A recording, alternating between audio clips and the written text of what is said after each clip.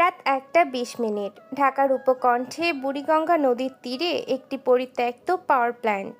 চারিদিকে ঘুটঘুট অন্ধকার, শুধু মাঝে মাঝে ড্রেজারের ঘড়ঘড় শব্দ আর নদীর পানির ঝাপটা শোনা যাচ্ছে। আজ রাতে এখানে এক বিশাল গোপন ডিল হওয়ার কথা। আন্তর্জাতিক অস্ত্র ব্যবসায়ী ভেক্টর, যাকে আন্ডারওয়ার্ল্ডের সবাই স্মাগলার কিং বলে চিনে, সে সরাসরি রাশিয়া থেকে আনা কিছু প্রোটোটাইপ চিপস হস্তান্তর করবে স্থানীয় মাফিয়া ডন জায়ানের কাছে। জায়ান এই শহরের আন্ডারওয়ার্ল্ডের এক উদীয়মান রক্তপিপাসু দানব। পাওয়ার প্ল্যান্টের বিশাল ইয়ার্ডে কয়েকটি দামি হ্যালোজেন লাইট জ্বলে উঠল। ভিক্টর তার 4জন রাশিয়ান বডিগার্ড নিয়ে এগিয়ে এলো। অন্যদিকে জায়ান তার 15জন সশস্ত্র ক্যাডার নিয়ে বৃত্তাকারে পজিশন নিয়েছে। সবার হাতে অত্যাধুনিক AK-47। শান্ত হো বন্ধু, রাশিয়ান টেকনোলজি এত সস্তা নয়। আগে টাকাটা দেখাও। $10 মিলিয়ন ক্যাশ ছাড়া ব্রিফকেস খুলবো না। ঠিক সেই মুহূর্তে ওপরের মরিচা ধরা লোহার ছাদ থেকে একটা বিকট শব্দ হলো। সবাই ওপরের দিকে তাকালেও কিছু দেখতে পেল না। হঠাৎ একটি স্মোক গ্রেনেড এসে পড়ল মাঝখানে। মুহূর্তের মধ্যে সাদা ধোঁয়ায় চারপাশ আচ্ছন্ন হয়ে গেল। ধোঁয়ার ভেতর থেকে এক যান্ত্রিক এবং হিমশীতল কণ্ঠস্বর ভেসে এলো। অন্ধকারে যারা ব্যবসা করে তাদের শেষটা অন্ধকারের গর্তেই হয়।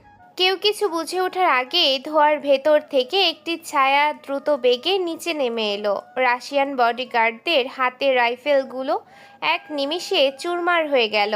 সেখানে দাঁড়িয়ে আছে এক রহস্যময় ব্যক্তি, পরনে কালো লেদার জ্যাকেট, মুখে কার্বন ফাইবারের তৈরি একটি বাঘের মুখোশ। আন্ডারওয়ার্ল্ডে তাকে সবাই চেনে দ্য টাইগার নামে। টাইগার একাই 15জন সশস্ত্র ক্যাডারকে ধুলোয় মিশিয়ে দিল। তার হাতের মুভমেন্ট এত দ্রুত যে মানুষের চোখে তা ধরা পড়ছে না। সে যেন কোনো অতিপ্রাকৃত শক্তি। জায়ান আর ভিক্টরের দল ধরাশায়ী হওয়ার পর টাইগার সেই চিপস ভর্তি বক্সটা তুলে নিয়ে অন্ধকারের অতল গহ্বরে মিলিয়ে গেল। সকাল 10টা। ডিএমপি হেডকোয়ার্টার এসি রুমে বসে কফি খাচ্ছেন কমিশনার হারুন সাহেব। তার সামনে অত্যন্ত ভদ্র, শান্ত এবং সুশৃঙ্খল এক যুবক দাঁড়িয়ে আছে।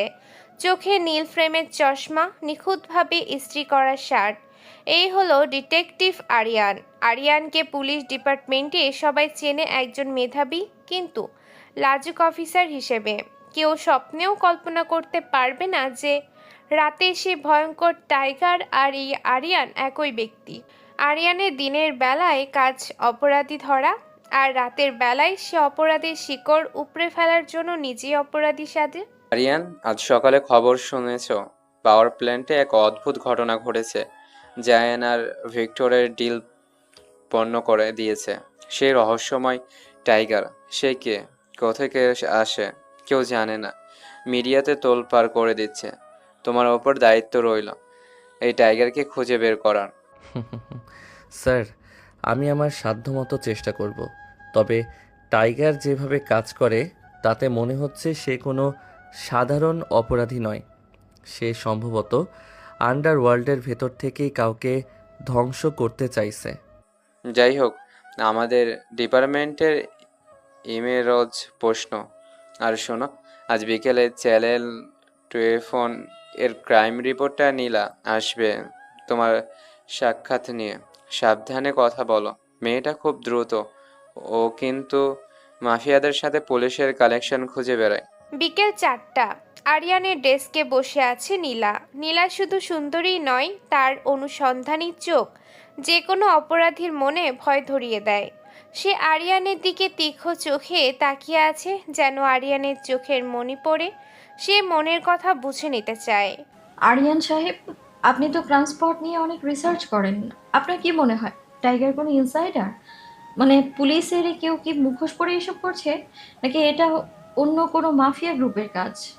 এটা খুব ইন্টারেস্টিং থিওরি নীলা। তবে পুলিশের কেউ হলে সে তো আইনের ভেতরে থেকেই কাজ করত, মুখোশ পরার ঝুঁকি নিত না। আপনি কি কোনো নির্দিষ্ট ক্লু পেয়েছেন যা থেকে আমাকে এসব জিজ্ঞেস করছেন? পেয়েছি। গত রাতে পাওয়ার প্ল্যান্টের স্পট থেকে আমি একটা মেটাল পিন পেয়েছি, যা সাধারণত পুলিশ একাডেমির বিশেষ ক্যাডেট অ্যাওয়ার্ডে দেওয়া হয়। আরিয়ান সাহেব, আপনিও তো সেই গোল্ড মেডেল অ্যাওয়ার্ড পেয়েছিলেন 10 বছর আগে, তাই না? আরিয়ানের হৃদস্পন্দন এক মুহূর্তের জন্য থমকে গেল, কিন্তু চেহারায় সে এক বিন্দু দুশ্চিন্তা প্রকাশ করল না। সে বুঝতে পারল নীলা তাকে সন্দেহ করতে শুরু করেছে। এই মেয়েটি তার জীবনের জন্য এখন বড় হুমকি। ঠিক তখনই আরিয়ানের পকেটে থাকা বিশেষ ঘড়িতে একটা এনক্রিপ্টেড মেসেজ এলো। নতুন মাফিয়া ড্রাগন লর্ড ব্যাংকক থেকে ঢাকায় ঢুকেছে, তার টার্গেট তুমি। রাত 11টা। ঢাকার বনানীর একটি বিলাসবহুল আন্ডারগ্রাউন্ড ক্লাব। ক্লাবের ভিআইপি জোনে বসে আছে এক বিশাল দেহের মানুষ, নাম তার ড্রাগন লর্ড। সে আন্তর্জাতিক ড্রাগ সিন্ডিকেটের এশিয়ান প্রধান। তার সাথে বসে আছে এই শহরের প্রভাবশালী ব্যবসায়ী এবং রাজনীতিবিদ ইমতিয়াজ। ইমতিয়াজ পর্দার আড়ালে সব মাফিয়াদের অর্থায়ন করে এবং সরকারকে নিয়ন্ত্রণ করে। ইমতিয়াজ, আমি শুনেছি এই শহরে একজন টাইগার আছে যে সবার মালা হাত দিচ্ছে। আমি এটা বরদাস্ত করব না। আমি একটা টোপ ফেলেছি। শহরের বিখ্যাত মডেল তিশাকে আমরা কিডন্যাপ করেছি। টাইগার যদি হিরো সাজতে আসে তবে আজ তাকে জ্যান্ত কবর দেওয়া হবে। চমৎকার বুদ্ধি। তিশাকে তেজগাঁওয়ের একটি কোল্ড স্টোরেজে রাখা হয়েছে। ওখানে আমার 50 জন সশস্ত্র স্নাইপার পাহারায় আছে। টাইগার ওখানে পা দিলেই পুরো বিল্ডিং বোমায় উড়িয়ে দেওয়া হবে। তেজগাঁওয়ের সেই কোল্ড স্টোরেজ হিমাঙ্কের নিচে তাপমাত্রা। তিশা একটা চেয়ারে বাঁধা অবস্থায় কাঁপছে। বাইরে ভারী বুটের শব্দ আর অস্ত্রের কোকিং সাউন্ড শোনা যাচ্ছে। হঠাৎ পুরো স্টোরেজের জেনারেটর বিস্ফোরিত হয়ে লাইট নিভে গেল। অন্ধকারের ভেতর থেকে একটা একটা করে দেহ মেঝেতে আশ্রে পড়ার শব্দ পাওয়া যাচ্ছে। ড্রাগন লর্ডের ক্যাডাররা অন্ধের মতো চারিদিকে গুলি চালাচ্ছে, কিন্তু তারা তাদের শত্রুর নাগাল পাচ্ছে না। টাইগার যেন বরফের ধোঁয়ার সাথে মিশে আছে। সে কখনো দেয়াল বেয়ে আসছে, কখনো ওপর থেকে ঝাঁপিয়ে পড়ছে। হঠাৎ তিশার সামনে এক যুবক উদয় হলো। বাঘের মুখোশের আড়ালে থাকা মানুষটি তিশার হাতের বাঁধন কেটে দিল। তিশা অবাক হয়ে দেখলো টাইগারের জ্যাকেট থেকে রক্ত ঝরছে, তবুও সে অটল। কোনো শব্দ করবেন না, সোজা বাম দিকের ইমার্জেন্সি গেট দিয়ে বেরিয়ে যান। বাইরে একটা গাড়ি স্টার্ট দেওয়া আছে, দৌড়ান। তিশা যখন গেট দিয়ে বেরিয়ে গেল, ঠিক তখন ড্রাগন লর্ড নিজে সেখানে হাজির হলো। তার হাতে একটি গ্রেনেড লঞ্চার। সে কোনো কথা না বলে সরাসরি টাইগারের দিকে লক্ষ্য করে ফায়ার করলো। এক প্রচণ্ড বিস্ফোরণে পুরো কোল্ড স্টোরেজ ধসে পড়তে শুরু করলো। আগুনের লেলিহান শিখা আর বরফের ধোঁয়ায় চারপাশ অন্ধকার। ড্রাগন লর্ড অট্ট হাসি দিয়ে উঠল। তার ধারণা টাইগার এবার শেষ। পরদিন সকালে ডিটেকটিভ আরিয়ান অফিসে এলো। তার কপালে একটা ব্যান্ডেজ আর হাতের কবজিতে চোট। নীলা আগে থেকেই তার কেবিনে বসেছিল। আরিয়ান সাহেব, কাল রাতে কোল্ড স্টোরেজ অগ্নিকাণ্ডের পর খবর পেয়েছেন কিছু? সেখানে নাকি টাইগারের বডি পাওয়া যায়নি, কিন্তু অনেক রক্ত পাওয়া গেছে। আপনার কপালে আর হাতে এই চোট কিসের? জিম করতে গিয়ে নাকি অন্য কিছু? আপনি ঠিকই ধরেছেন নীলা, সকালে ট্রেডমিলে দৌড়াতে গিয়ে একটু ব্যালেন্স হারিয়েছিলাম। কেন নীলা, আপনি কি সত্যি বিশ্বাস করেন যে আপনার সামনের এই সাধারণ পুলিশ অফিসারটি সেই রহস্যময় টাইগার? নীলা কিছু বলল না, শুধু একটা বাঁকা হাসি দিল। সে জানে আরিয়ান মিথ্যা বলছে, কিন্তু তার কাছে এখনো কোনো অকাট্য প্রমাণ নেই। এদিকে ড্রাগন লর্ড বুঝতে পেরেছে টাইগার বেঁচে আছে এবং সে এবার সরাসরি তার ঘাঁটিতে হানা দিবে। ঢাকার রাজপথ আজ রাতে আবার রক্তাক্ত হতে চলেছে, কারণ আন্ডারওয়ার্ল্ডের আসল রাজা কে তা এখনো নির্ধারিত হয়নি। রাত 3টা। তেজগাঁওয়ের সেই ধ্বংসস্তূপের ওপর তখনও আগুনের কুণ্ডলি পাকিয়ে ধোঁয়া উঠছে। ড্রাগন লর্ড তার দলবল নিয়ে এলাকা ছেড়ে চলে গেছে। তার বিশ্বাস ছিল এই বিস্ফোরণের পর টাইগার আর বেঁচে থাকতে পারে না, কিন্তু ধ্বংসস্তূপের নিচে একটি বিশাল লোহার স্ল্যাব নড়ে উঠল। যন্ত্রণায় দাঁত চেপে ধরে নিচ থেকে বেরিয়ে এলো আরিয়ান। তার বাঘের মুখোশটি একপাশে ফেটে গেছে, কপাল বেয়ে রক্ত ঝরছে। সে ধুকতে ধুকতে পাশের গলিতে রাখা তার কালো স্পোর্টস বাইকটার কাছে পৌঁছালো। আরিয়ান তার হেলমেটটা মাথায় পরল।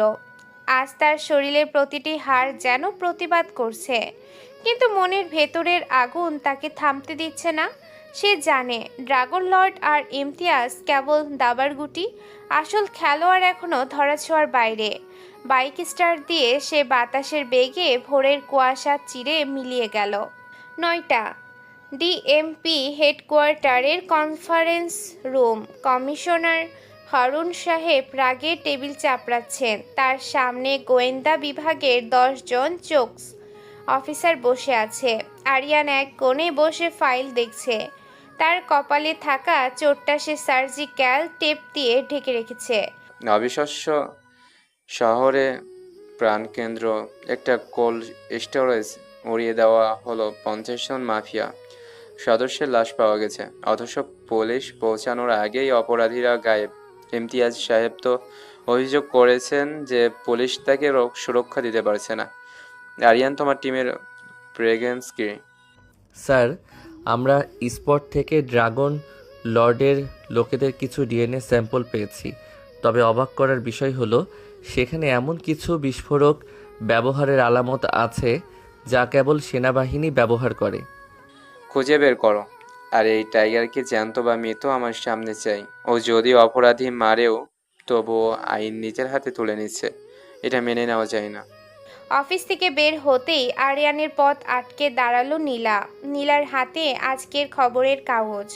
সেখানে বড় করে টাইগারের অস্পষ্ট একটি ছবি ছাপা হয়েছে। নীলা আরিয়ানের চোখের দিকে এমনভাবে তাকালো যেন সে তার আত্মার গভীরে দেখতে পাচ্ছে। আরিয়ান সাহেব, আপনার জিম করার চোটটা দেখছি বেশ গভীর হয়েছে। কপালের টেপটা তো বেশ বড়। যাই হোক, আপনি কি জানেন তিশা যাকে কাল টাইগার বাঁচিয়েছে সে কোথায় এখন? সে এক গোপন জবানবন্দি দিতে চাইছে। সে বলেছে টাইগার তাকে বাঁচানোর সময় একটা নাম বিড়বিড়িয়ে বলেছিল। কি নাম সেটা? নামটা হলো ব্ল্যাক ইগল। আরিয়ান সাহেব, এই ব্ল্যাক ইগল সম্পর্কে আপনি কি কিছু জানেন? আমার সোর্স বলছে এটা কোনো একটা মাফিয়া গ্রুপের নাম নয়, এটা একটা ফাইল যা 10 বছর আগে পুলিশ হেডকোয়ার্টার থেকে চুরি হয়েছিল। আরিয়ানের চল শক্ত হয়ে এলো। ব্ল্যাক ইগল, এই নামটাই তার জীবনের কাল হয়ে দাঁড়িয়েছে। 10 বছর আগে তার বাবা, যিনি একজন সৎ পুলিশ অফিসার ছিলেন, এই ফাইলের কারণেই নিখোঁজ হয়েছিলেন। আরিয়ান তার আবেগ চেপে রেখে নীলার দিকে তাকিয়ে হাসল। নামটা নতুন মনে হচ্ছে। আমি আমার ডেটাবেজে চেক করে দেখব। ধন্যবাদ নীলা, আপনার সাংবাদিকতা আমাদের অনেক সাহায্য করছে। শহরের অন্য প্রান্তের একটি গোপন ডেরায় ড্রাগন লর্ড তার নতুন পরিকল্পনা সাজাচ্ছে। তার সামনে বসে আছে এক বিদেশি নারী যার নাম জারা। যারা হলো আন্তর্জাতিক আন্ডারওয়ার্ল্ডের কুখ্যাত হ্যাকার এবং কিলার। লর্ড, তুমি বোকার মতো কাজ করছো। টাইগারকে মারা এত সহজ নয়। সে শুধু একজন ফাইটার নয়, সে টেকনিক্যাল দিক দিয়ে অনেক এগিয়ে।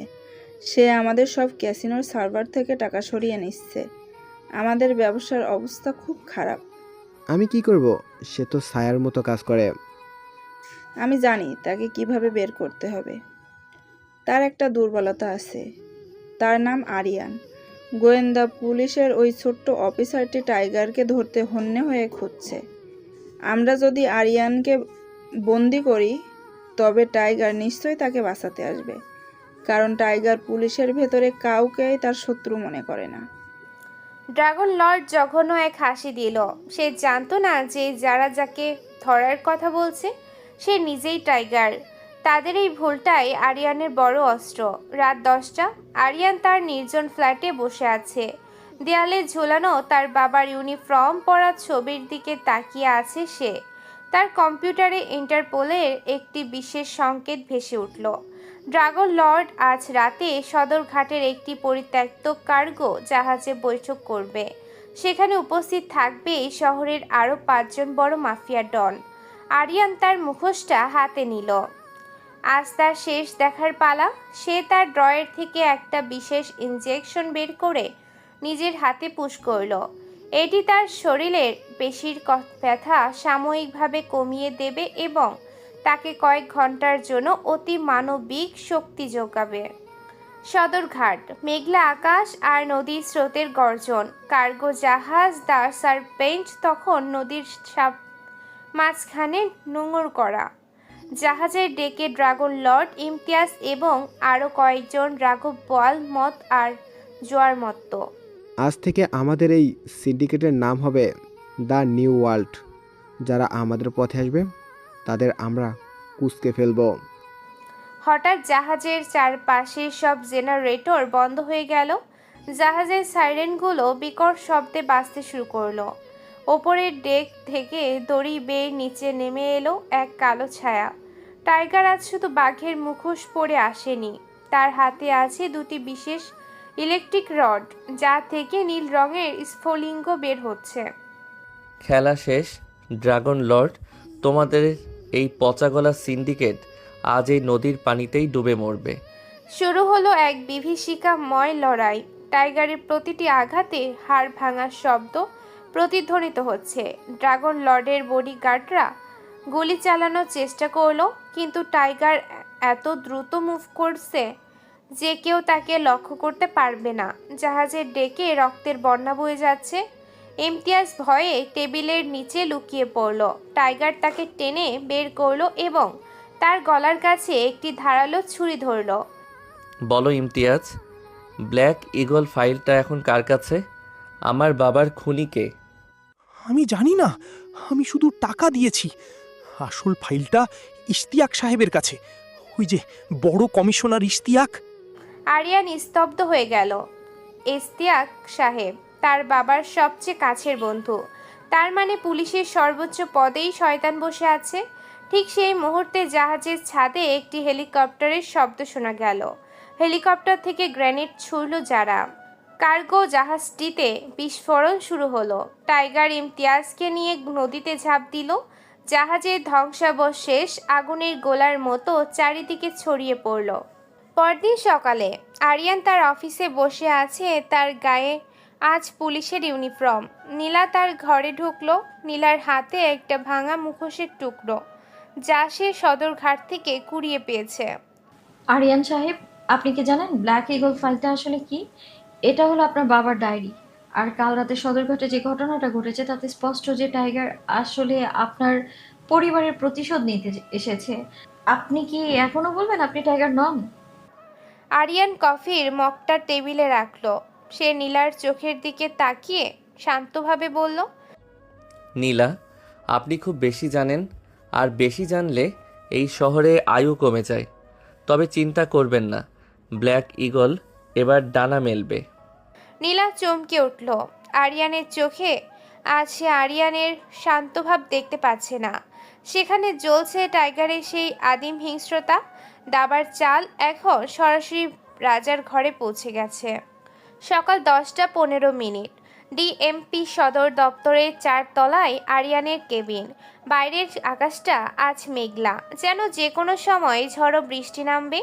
আরিয়ান জানালার বাইরে তাকিয়ে আছে, কিন্তু তার মন পড়ে আছে গত রাতে সদরঘাটে সেই ধ্বংসস্তূপে। ইমতিয়াজের দেয়া তথ্যটা তার মাথার ভেতর হাতুড়ি পেটাচ্ছে। কমিশনার ইশতিয়াক আরিয়ানের বাবার ছোটবেলার বন্ধু, যাকে আরিয়ান নিজের চাচার মতো শ্রদ্ধা করত।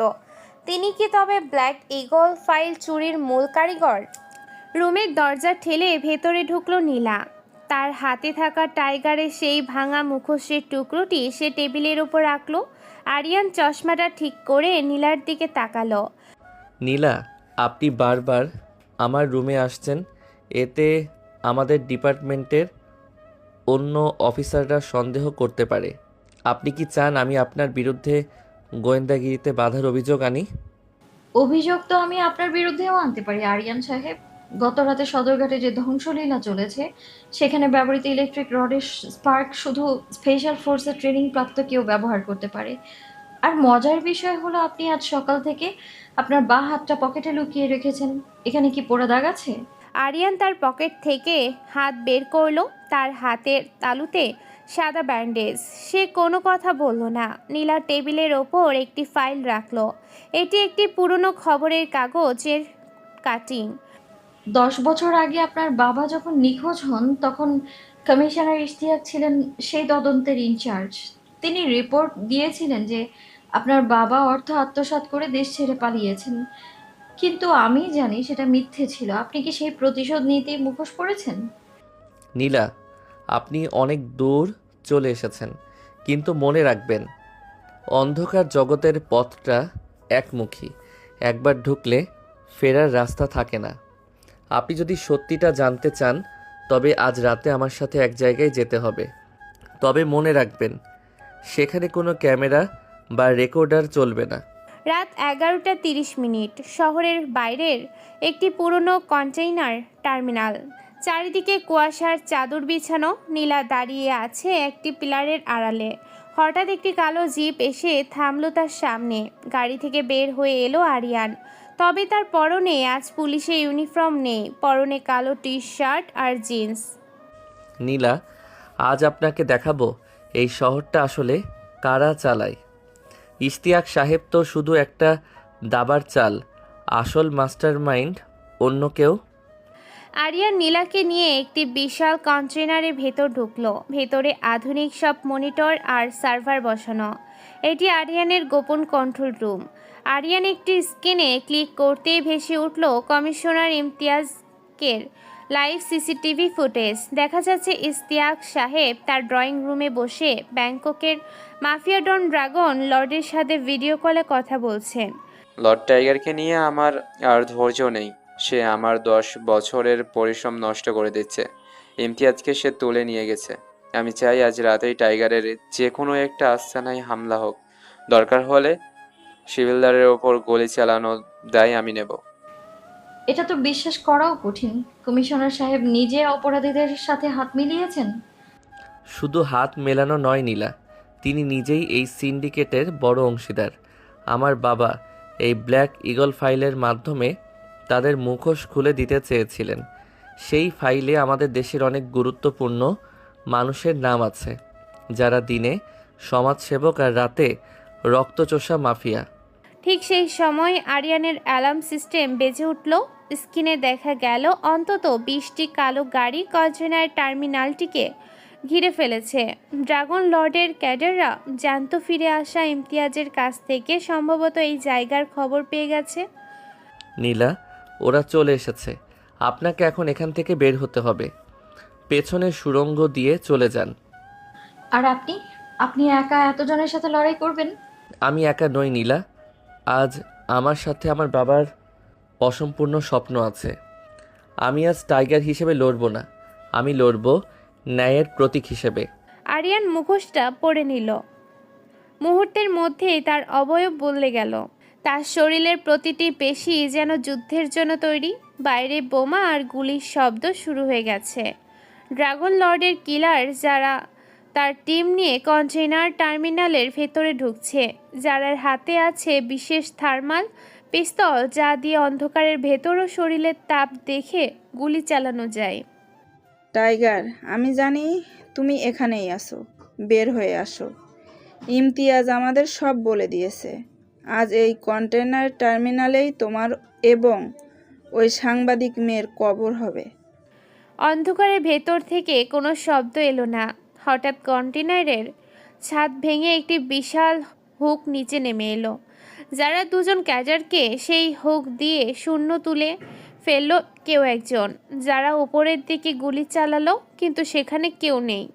হঠাৎ যারার কানের কাছে ভেসে এলো টাইগারের যান্ত্রিক কণ্ঠস্বর। যারা, তোমরা বাঘের ডেরায় ঢুকে গেছো।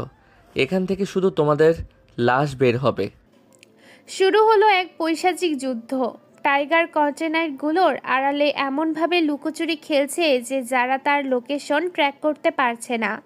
টাইগারের হাতের মেটাল রডগুলো বিদ্যুতের মতো ঝলসে উঠছে। একে একে 10 জন ক্যাডার মাটিতে লুটিয়ে পড়ল। যারা তার শেষ গ্রেনেডটা বের করলো, কিন্তু তার আগেই টাইগারের লাথি লেগে তার হাত থেকে গ্রেনেডটা ছিটকে দূরে গিয়ে পড়ল। বিস্ফোরণ হলো টার্মিনালের এক কোণে। আগুনের শিখা আকাশে ছড়িয়ে পড়ল। টাইগার জারার গলার কাছে তার বুট চেপে ধরল। বলো যারা, ড্রাগন লর্ড আর ইশতিয়াক কোথায় দেখা করবে? ব্ল্যাক ইগল ফাইলটা এখন কার কাছে? তুমি অনেক দেরি করে ফেলছো টাইগার। ইশতিয়াক সাহেব অলরেডি ফাইলটা ব্যাংকের সেই আন্তর্জাতিক মাফিয়া মিটিংয়ে পাঠানোর জন্য হেলিকপ্টারে উঠেছে। আগামী 24 ঘন্টার মধ্যে ফাইলটি নিলামে উঠবে। তুমি কখনোই সেখানে পৌঁছাতে পারবে না।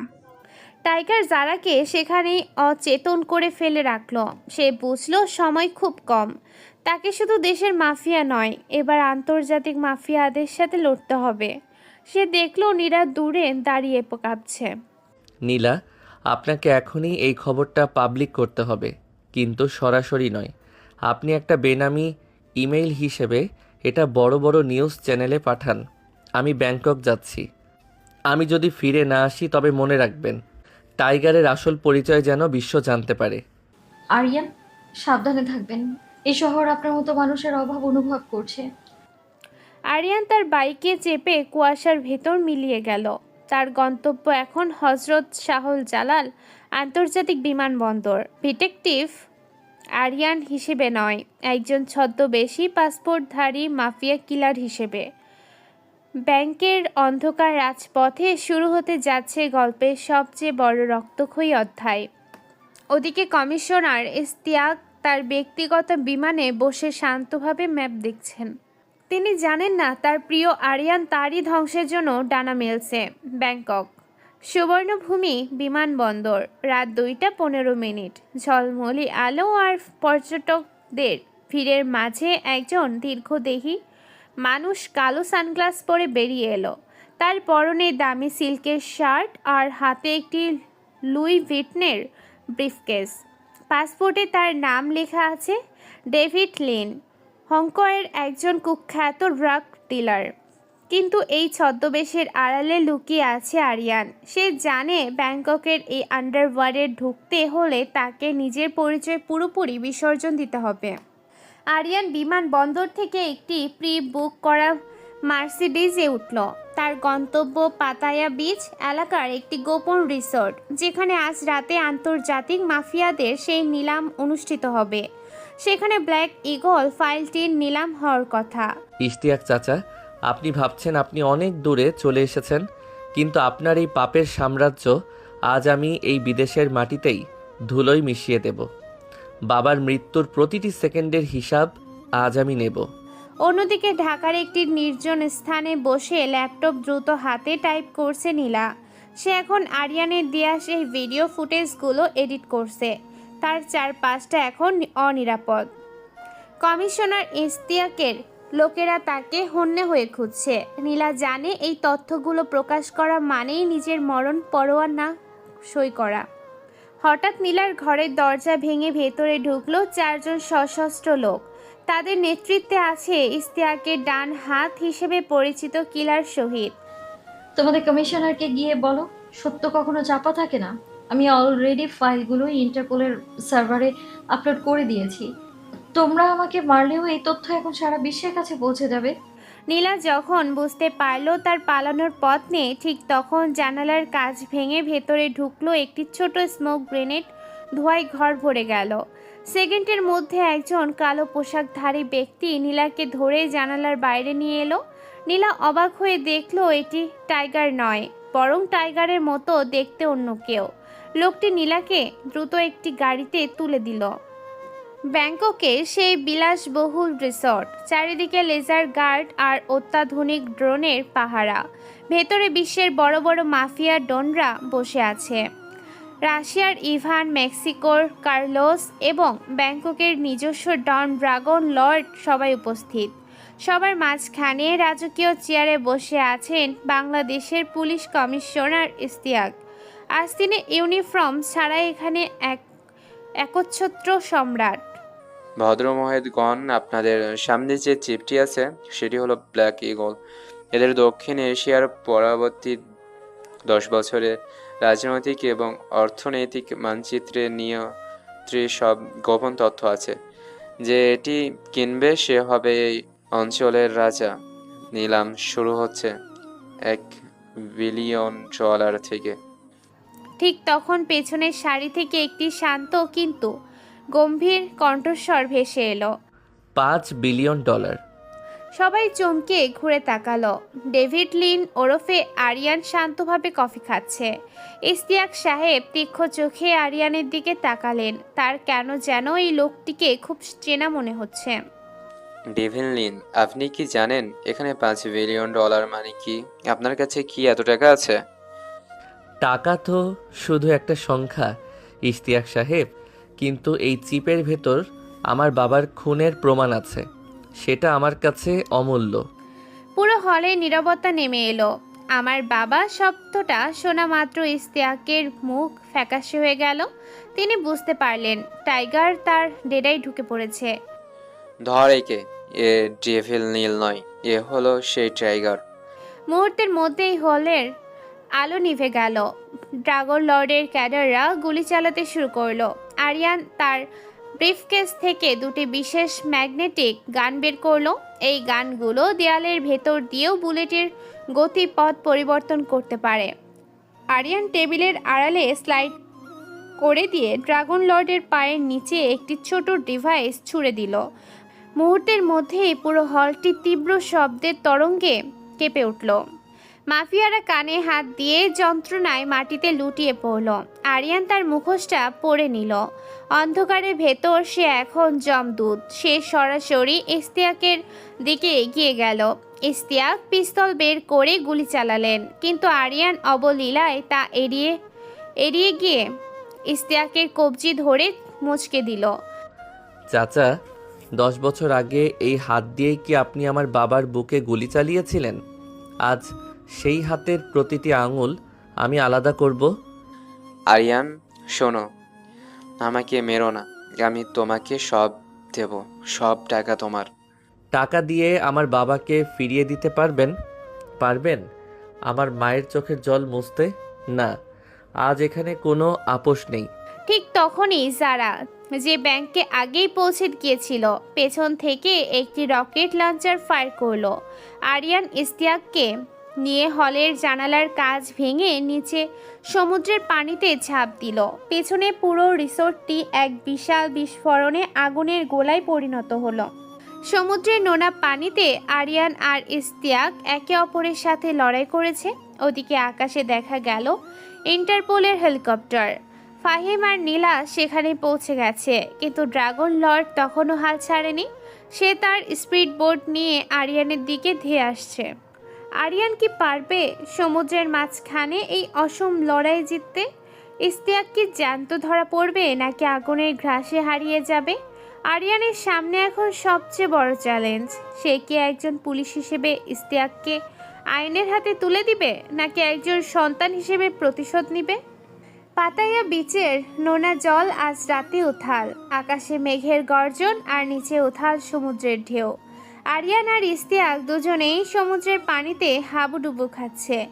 ইশতিয়াক বয়সে বড় হলেও বাঁচার তাগিদে জানোয়ারের মতো লড়াই করছে। সে জানে আরিয়ানের হাতে ধরা পড়া মানেই নিশ্চিত মৃত্যু। আরিয়ান এক হাতে ইশতিয়াকের কলার চেপে ধরে আছে, তার অন্য হাত দিয়ে সে সমুদ্রের ঢেউ সামলাচ্ছে। ঠিক সেই মুহূর্তে ড্রাগন লর্ডের স্পিড বোটটি তাদের খুব কাছে চলে এলো। বোর্ডে দাঁড়িয়ে যারা আর ড্রাগন লর্ড স্বয়ং, তাদের হাতে অত্যাধুনিক লেজার স্কোপ রাইফেল। ওই দুটোর কাউকেই জ্যান্ত রাখার দরকার নেই। ফায়ার! পানির ওপর বুলেটের বৃষ্টি শুরু হলো। আরিয়ান দ্রুত ইশতিয়াককে নিয়ে পানির নিচে ডুব দিল। পানির নিচে অন্ধকার আর নিস্তব্ধতা। আরিয়ান তার বেল্ট থেকে একটি ছোট ওয়াটার বাল্ব বের করলো। এটি বিস্ফোরণ ঘটাবে না, কিন্তু পানিতে এমন এক তীব্র কম্পন তৈরি করবে যাতে স্পিডবোর্ডের ইঞ্জিন বিকল হয়ে যায়। আরিয়ান পানির নিচে ডিভাইসটি সক্রিয় করে বোটে দিকে ছুঁড়ে মারল। কয়েক সেকেন্ডের মধ্যে একটি ভোঁতার শব্দ হলো এবং ড্রাগন লর্ডের দামি স্পিড বোটটি হঠাৎ থমকে দাঁড়িয়ে গেল। ইঞ্জিনে আগুন ধরে ধোঁয়া বেরোতে শুরু করেছে। আকাশে তখন ইন্টারপোলের হেলিকপ্টার। ফাহিম হেলিকপ্টারের দরজা খুলে নিচে দড়ির মই নামিয়ে দিল। নীলা বাইনোকুলার দিয়ে পানির ওপর আরিয়ানকে খোঁজার চেষ্টা করেছে। ফাহিম, ওই যে দূরে একটা আগুনের কুণ্ডলি দেখা যাচ্ছে, মনে হয় আরিয়ান ওখানেই আছে। দ্রুত হেলিকপ্টার ওইদিকে নাও। আরিয়ান ইস্তিয়াককে টেনে নিয়ে একটি ভাসমান কাঠের টুকরোর উপর উঠল। ইস্তিয়াক তখন নোনা জল খেয়ে কাশছে, তার চোখে এখন মৃত্যুর আতঙ্ক। আরিয়ান তার ভেজা মুখোশটা মুখ থেকে সরিয়ে ফেলল। আজ সে টাইগার নয়, আজ সে আরিয়ান, যে তার বাবার বিচার চায়। বলুন চাচা, 10 বছর আগে আমার বাবাকে যখন আপনি পিছন থেকে গুলি করেছিলেন, বাবাকে একবারও আপনার দিকে তাকিয়েছিল? তিনি কি বিশ্বাস করতে পেরেছিলেন যে তার সবচেয়ে প্রিয় বন্ধুটি তাকে মারছে? আরিয়ান, তুই বুঝবি না। তোর বাবা যে ধরেছিল, সে ব্ল্যাক ইগল ফাইলটা পুড়িয়ে দিতে চেয়েছিল। ওই ফাইলে অনেক বড় বড় মানুষের নাম ছিল। আমি তাকে বাঁচাতে চেয়েছিলাম, কিন্তু সে কথা শোনেনি। মিথ্যা কথা। আপনি বাঁচাতে চাননি, আপনি চেয়েছিলেন সেই ফাইল বিক্রি করে ক্ষমতার শীর্ষে পৌঁছাতে। আজ সেই ফাইলের কারণে আপনি নিঃস্ব। ড্রাগন লর্ডও এখন আপনার শত্রু।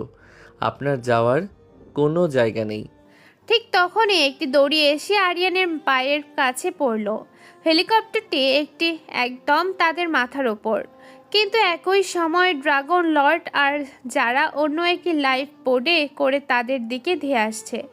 যারা রাইফেল তাক করলো সরাসরি আরিয়ানের বুক লক্ষ্য করে।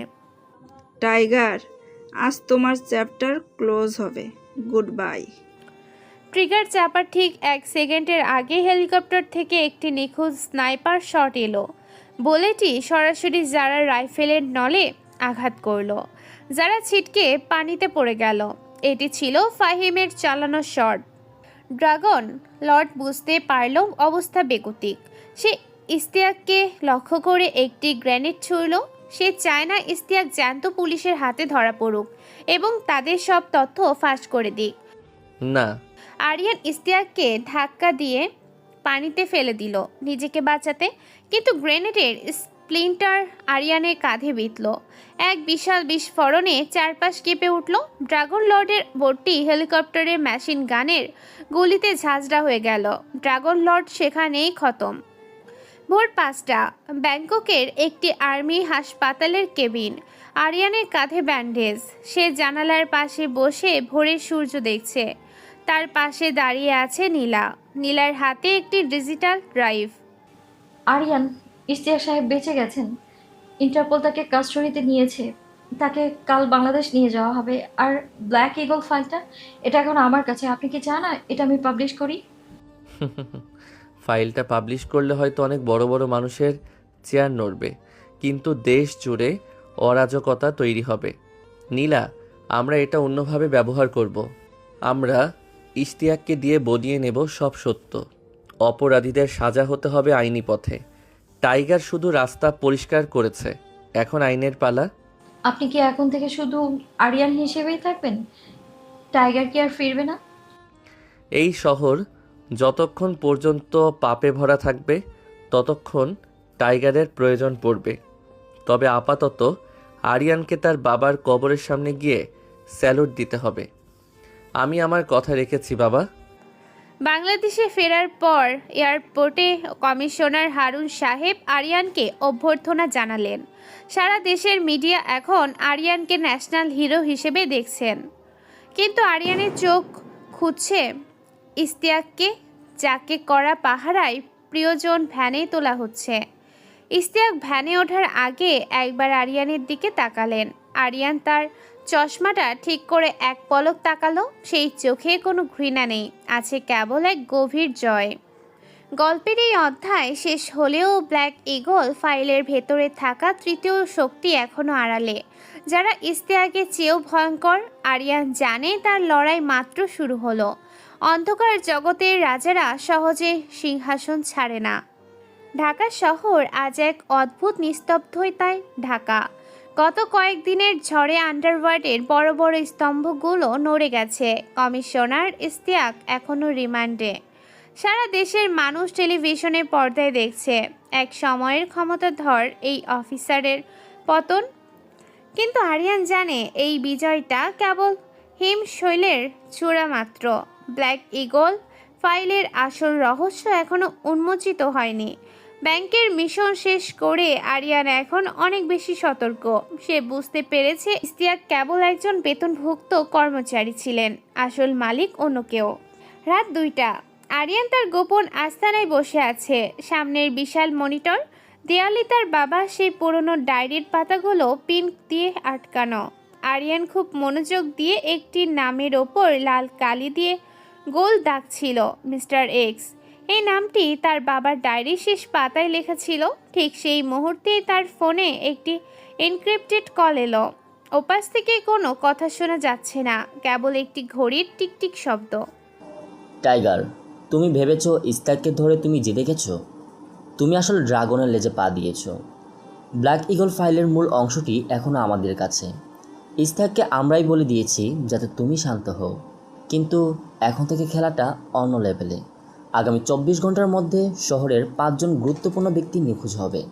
থামাতে পারলে থামাও। লাইনটা কেটে গেল। আরিয়ানের চোয়াল শক্ত হয়ে এলো। সে বুঝলো নতুন কোনো শত্রু মাথাচাড়া দিয়ে উঠেছে, যারা ইশতিয়াকের চেয়েও কয়েক গুণ বেশি শক্তিশালী এবং সুসংগঠিত। সকাল 8টা।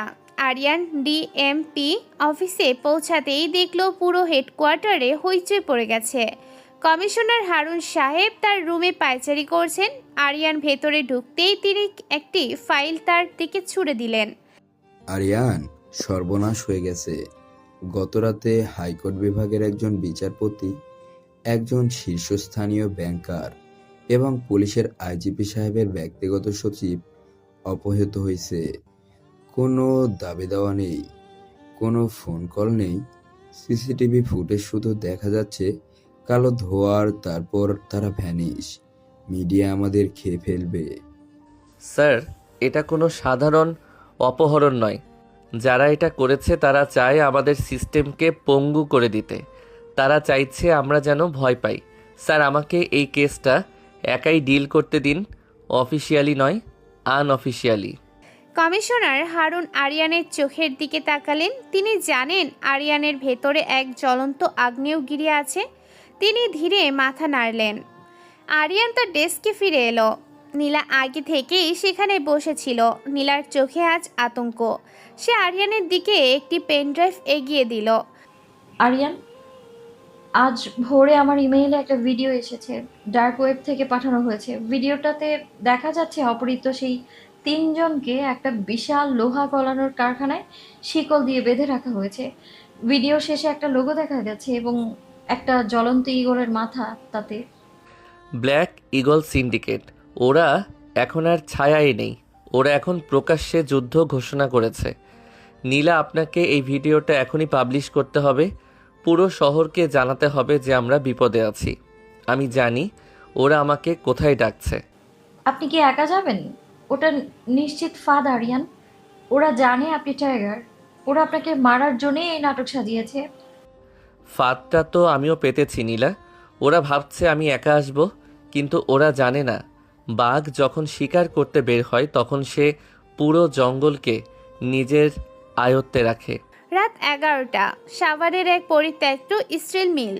বিশাল এই কারখানার চিমনি থেকে আজ ধোঁয়া বের হচ্ছে না, কিন্তু ভেতরের তাপমাত্রা অসহনীয়। কারখানার ঠিক মাঝখানে একটি স্ক্যান থেকে ঝুলছে সেই 3 অপহৃত ব্যক্তি। নিচে ফুটন্ত লোহার কড়াই। একটু এদিক সেদিক হলেই তারা নিশ্চিন্ত হয়ে যাবে। চারপাশে অদ্ভুত 30 জন কিলার পজিশন নিয়ে আছে। তাদের সবার পরনে ব্ল্যাক ইগল লোগো সম্বলিত জ্যাকেট। তাদের নেতৃত্বে আছে এক রহস্যময় নারী, যার নাম মায়া। মায়া একসময় স্পেশাল ফোর্সে ছিল, কিন্তু এখন সে আন্ডারওয়ার্ল্ডের সবচেয়ে দামি কিলার। টাইগার, আমি জানি তুমি এই উত্তাপের ভেতর কোথাও লুকিয়ে আছো। বের হয়ে আসো। এই নির্দোষ মানুষগুলোর জীবন তোমার হাতে। তুমি যদি 5 মিনিটের মধ্যে সারেন্ডার না করো, তবে প্রথমজন নিচে পড়বে। কারখানার ভেতর এক অদ্ভুত প্রতিধ্বনি হলো। হঠাৎ ওপরের একটি পাইপ ফেটে প্রবল বেগে গ্যাস বের হতে শুরু করলো। চারপাশ ধোঁয়ায় আচ্ছন্ন। মায়ের লোকেরা অন্ধের মতো গুলি চালাতে শুরু করলো। ঠিক তখন ওপরের বিম থেকে ঝাঁপিয়ে পড়লো টাইগার। টাইগার আজ আর মেটাল রড নিয়ে আসেনি। তার হাতে আছে 2টি বিশেষ কামিনারি তলোয়ার। সে বিদ্যুতের গতিতে কিলারদের মাঝখানে ঢুকে পড়ল। প্রতিটি আঘাতে একজন করে কিলার ধরাশায়ী হচ্ছে। টাইগারের মুভমেন্ট এতই নিখুঁত যে রাইফেলের গুলি তাকে স্পর্শ করতে পারছে না। ক্যানটা ছেড়ে দাও এখনই। একজন ক্যাডার লিডার টানতে গেল, কিন্তু তার আগেই টাইগারের ছোড়া একটি ছোট শুরিকেন তার হাতে বিঁধল। টাইগার দৌড়ে গিয়ে ক্লেনের কন্ট্রোল প্যানেলের ওপর উঠে এলো। মায়া তার পিস্তল বের করে টাইগারের দিকে তাক করলো। থামো টাইগার, এক পা বাড়ালেই তোমার মাথা উড়িয়ে দেব। মায়া, তুমি তো শুধু হুকুমের গোলাম। তোমার বসকে বলো সামনে আসতে। ছায়ার পেছনে লুকিয়ে থেকে কতদিন রাজনীতি করবে? হঠাৎ কারখানার স্পিকারে একটি ভারী কণ্ঠস্বর বেজে উঠল। এটি সে মিস্টার এক্সের কণ্ঠ। বাহ টাইগার, তোমার সাহস দেখে আমি মুগ্ধ। কিন্তু তুমি কি জানো এই কারখানার চারদিকে আমি 500 কেজি TNT সেট করে রেখেছি। তুমি যদি এখানে মায়াকে হারাও তবুও তুমি এই 3 জনকে নিয়ে বের হতে পারবে না। আমার কাছে একটি রিমোট আছে, তুমি মরবে আর সাথে মরবে এই বিচারক আর এই ব্যাংকার। তখন দেশের মানুষ পুলিশকেই দোষ দেবে। আপনি কি সত্যিই ভাবছেন আমি আপনার রিমোটের কথা জানি না?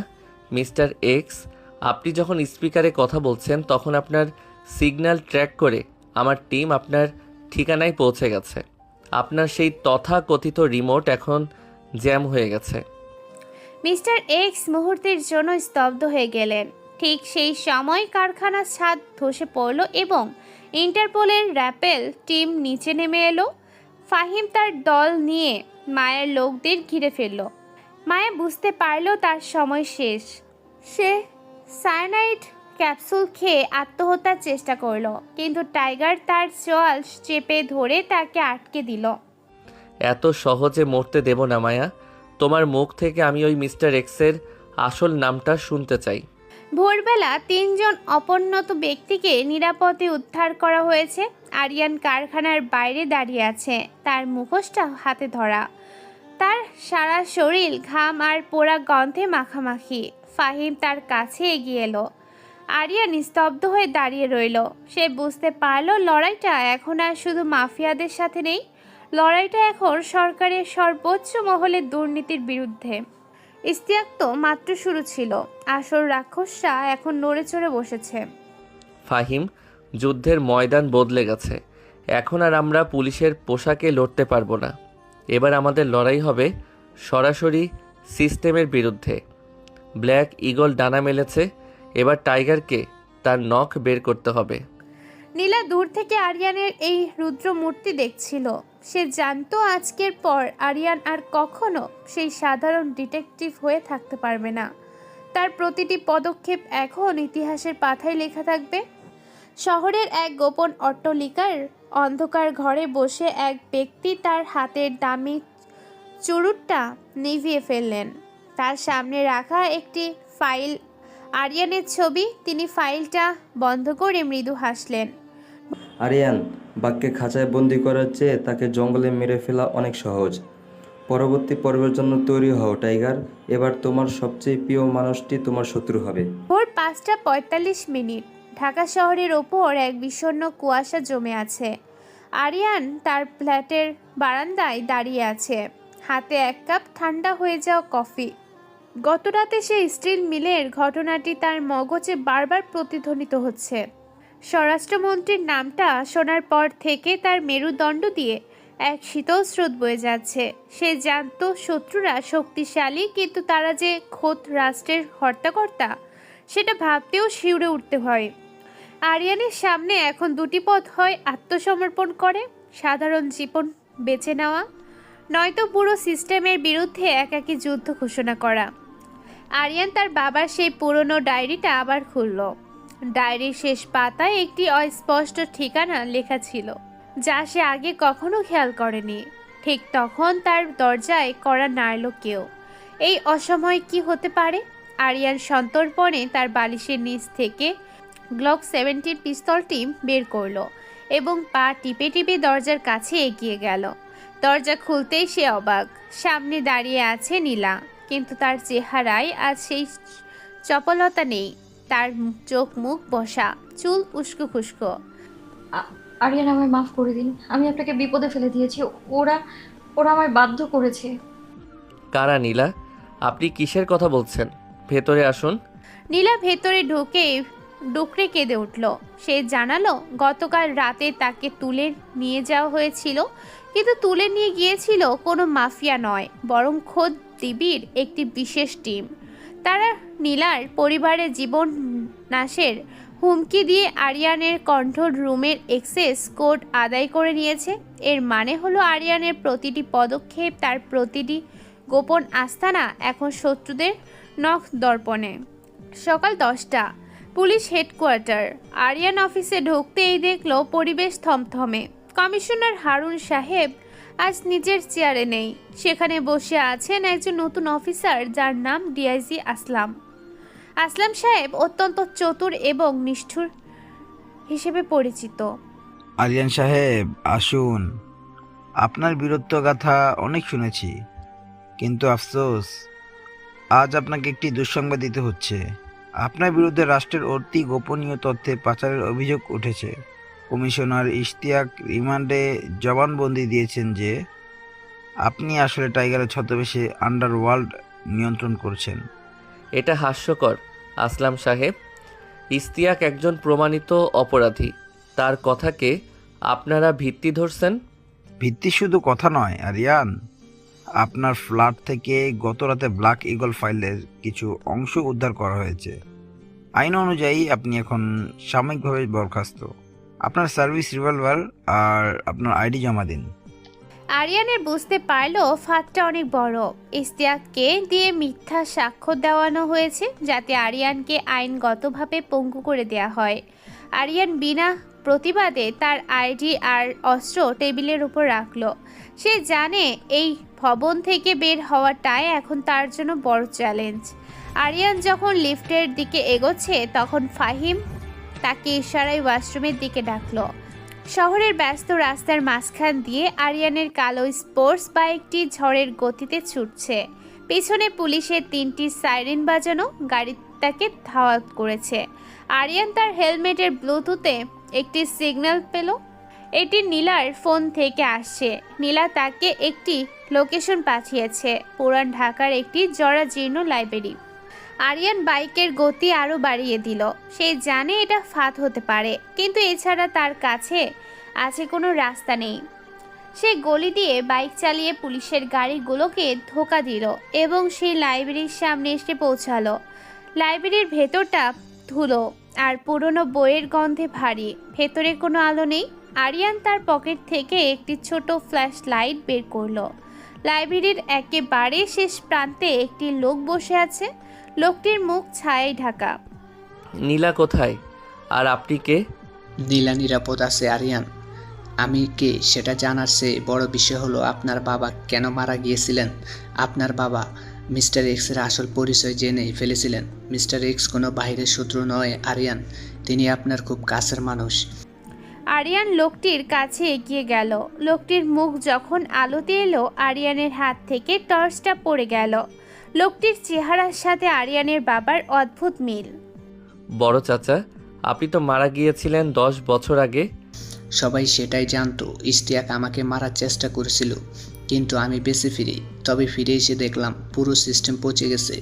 আরিয়ান, তোমার বাবা যাকে মিস্টার এক্স ভেবেছিলেন তিনি আসলে বর্তমান সরকারের স্বরাষ্ট্রমন্ত্রী নন। তিনি হলেন কমিশনার হারুন। হারুনই আড়াল থেকে সব নিয়ন্ত্রণ করছেন। স্বরাষ্ট্রমন্ত্রী তো তার হাতের পুতুল মাত্র। আরিয়ান স্তব্ধ হয়ে দাঁড়িয়ে রইল। কমিশনার হারুন, যাকে সে পরম শ্রদ্ধেয় মনে করত, যার নির্দেশে সে একের পর এক কেস সলভ করেছে, তার মানে এতদিন সে হারুনের হয়েই তার প্রতিদ্বন্দ্বী মাফিয়াদের সাফ করেছে। সে অজান্তেই ভিলেনের দাবার গুটি হয়ে কাজ করছিল। ঠিক সেই মুহূর্তেই লাইব্রেরির চারপাশ ঘিরে ফেলল কমান্ডো বাহিনী। হেলিকপ্টারের তীব্র আলো জানালা দিয়ে ভেতরে ঢুকছে। মেগাফোনে কমিশনার হারুনের কণ্ঠস্বর শোনা গেল। আরিয়ান, তুমি অনেক দূরে চলে এসেছো। আমি তোমাকে আমার উত্তরসূরি বানাতে চেয়েছিলাম, কিন্তু তুমি বড্ড বেশি নীতিবান হয়ে গেছো। বের হয়ে আসো আরিয়ান, শেষবারের মতো তোমাকে সুযোগ দিচ্ছি। আরিয়ান তার বড় চাচার দিকে তাকালো। চাচা তার হাতে একটি ছোট্ট পেনড্রাইভ গুজে দিলেন। এতে হারুনের সব পাপের দলিল আছে। এটা নীলার কাছে পৌঁছাতে হবে। আমি ওদের ঠেকিয়ে রাখছি। তুমি পেছনে সুড়ঙ্গ দিয়ে পালাও। না চাচা, আপনাকে ফেলে আমি যাব না। এটা তোমার বাবার ঋণ আরিয়ান। যাও, টাইগারকে আজ তার আসল রূপ দেখাতে হবে। এই শহরকে এই রাক্ষসদের হাত থেকে মুক্ত করো। আরিয়ান চোখের জল মুছে তার সেই বাঘের মুখোশটা পরল। লাইব্রেরির পেছনের দরজা দিয়ে সে যখন বের হচ্ছে তখন পেছনে এক বিশাল বিস্ফোরণের শব্দ শুনতে পেল। তার বড় চাচা নিজেকে বোমায় উড়িয়ে দিয়েছেন যাতে কমান্ডোরা ভেতরে ঢুকতে না পারে। টাইগারের দু চোখ এখন লাল, তার হৃদয়ে এখন আর কোনো দয়া নেই। সে বুঝতে পেরেছে এই শহরকে বাঁচাতে হলে তাকে আইনের সীমানা পুরোপুরি ছাড়িয়ে যেতে হবে। সে রাতের অন্ধকারে মিলিয়ে গেল। তার পরবর্তী গন্তব্য কমিশনার হারুনের সুরক্ষিত বাংলো। হারুন সাহেব, আপনার দেওয়া ট্রেনিং আজ আপনার বিরুদ্ধেই ব্যবহার হবে। আজ রাত হবে আপনার জীবনের শেষ রাত। শহর জুড়ে রেড অ্যালার্ট জারি করা হয়েছে। পুলিশের প্রতিটি সদস্য এখন টাইগারের শত্রু। কিন্তু টাইগার আজ একা নয়, তার সাথে আছে তার বাবার দীর্ঘ 10 বছরের প্রতিশোধের আগুন। সে আজ আর কোনো ডিটেকটিভ নয়, সে আজ এক জলজ্যান্ত মৃত্যুদূত। রাত 1:45। কমিশনার হারুনের ব্যক্তিগত বাংলো হোয়াইট হাউস আজ দুর্ভেদ্য এক দুর্গে পরিণত হয়েছে। চারিদিকে পুলিশের স্পেশাল ব্রাঞ্চের কমান্ডোরা পাহারায় নিয়োজিত। সিসিটিভি ক্যামেরা, লেজার সেন্সর আর থার্মাল ইমেজার দিয়ে পুরো এলাকা ছেয়ে ফেলা হয়েছে। হারুন সাহেব তার স্টাডি রুমে বসে শান্তিতে দামি চুরুট টানছেন, তার ঠোঁটে এক বিজয়ী হাসি। সে জানে আরিয়ান এখন একা, তার কোনো ব্যাকআপ নেই। আইনগত সে এখন একজন পলাতক অপরাধী। আরিয়ান, তুমি বড় বেশি আবেগপ্রবণ। তুমি ভেবেছিলে জাস্টিস দিয়ে দুনিয়া চলে। না, দুনিয়া চলে ক্ষমতার ভয় দিয়ে। তুমি এখন ইতিহাসের পাতায় একজন দেশদ্রোহী হিসেবে হারিয়ে যাবে। ঠিক সেই সময় বাংলোর প্রধান পাওয়ার গ্রিডে একটি বেকর শব্দ হলো। মুহূর্তের মধ্যেই পুরো এলাকা ঘুটঘুটে অন্ধকারে ডুবে গেল। ব্যাকআপ জেনারেটর চালু হওয়ার কথা থাকলেও তা হলো না, কারণ আরিয়ান আগেই সেখানে একটি ন্যানো ভাইরাস আপলোড করে রেখেছিল যা পুরো ইলেকট্রিক্যাল সিস্টেমকে জ্যাম করে দিয়েছে। কমান্ডোরা প্যানিক মোডে চলে গেল। তাদের নাইট ভিশন গুগলসগুলো অন করার আগে অন্ধকার চিরে একটি কালো ছায়া নেমে এলো। শুরু হলো টাইগারের তাণ্ডব। টাইগার আজ কোনো পিস্তল ব্যবহার করছে না, তার হাতে আছে দুটি কার্বন ফাইবার দিয়ে তৈরি বিশেষ ড্যাগার ছুরি। সে অন্ধকারের সুবিধা নিয়ে কমান্ডোদের মাঝখানে বজ্রপাতের মতো আঘাত করছে। সে কাউকে জান থেকে মারছে না, কিন্তু এমনভাবে আঘাত করছে যাতে তারা মুহূর্তের মধ্যে অচেতন হয়ে পড়ে। কমান্ডোরা এলোপাথারি গুলি চালাচ্ছে, কিন্তু টাইগার যেন বাতাসের সাথে মিশে আছে। এদিকে হারুন সাহেবের স্টাডি রুমের ভারী দরজাটি হঠাৎ অটোমেটিক লক হয়ে গেল। হারুন সাহেব উঠে দাঁড়িয়ে তার ড্রয়ার থেকে একটি রিভলভার বের করলেন। কে? আরিয়ান, আমি জানি তুমি এসেছো। সামনে আসো। কাপুরুষের মতো অন্ধকারে লুকিয়ে থেকো না।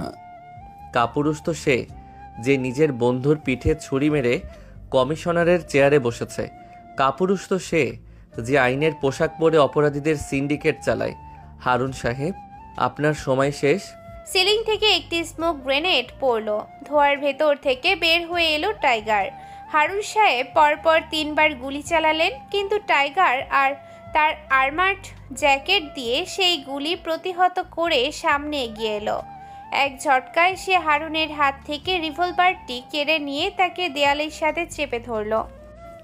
বলুন হারুন সাহেব, আমার বাবার ডায়েরির সেই বাকি অংশগুলো কোথায়? ব্ল্যাক ইগলের আসল হোতা কারা? তুমি আমাকে মেরে ফেললে কখনোই তা জানতে পারবে না। আমার মৃত্যুর সাথেই নীলার মোবাইলের একটা সিগন্যাল যাবে, যা তার লোকেশনে আমাদের কিলারদের কাছে পাঠিয়ে দিবে। তুমি কি চাও তোমার প্রিয় বান্ধবী মারা যাক? টাইগার মুহূর্তের জন্য থমকে গেল। হারুন এই সুযোগে তার পকেট থেকে একটি ছোট্ট শক ডিভাইস বের করে টাইগারের বুকে চেপে ধরল। 1000 ভোল্টের বিদ্যুৎ টাইগারের শরীরে ছড়িয়ে পড়ল। টাইগার সিটকে দূরে গিয়ে পড়ল, তার মুখোশটা এক পাশে ফেটে গেল। তুমি ভেবেছো আমি তোমার জন্য তৈরি ছিলাম না? আমি তোমাকেই শিখিয়েছি কিভাবে শত্রুর দুর্বলতা খুঁজে বের করতে হয়। আর তোমার দুর্বলতা হলো ওই মেয়েটা। ঠিক সেই সময় বাংলোর বড় স্ক্রিনটি হঠাৎ সচল হয়ে উঠল। সেখানে কোনো অন্ধকার নেই, বরং নীলার চেহারা দেখা যাচ্ছে। নীলা একটি নিরাপদ স্টুডিওতে বসে আছে। কমিশনার হারুন সাহেব, আপনার ধারণাটা ভুল।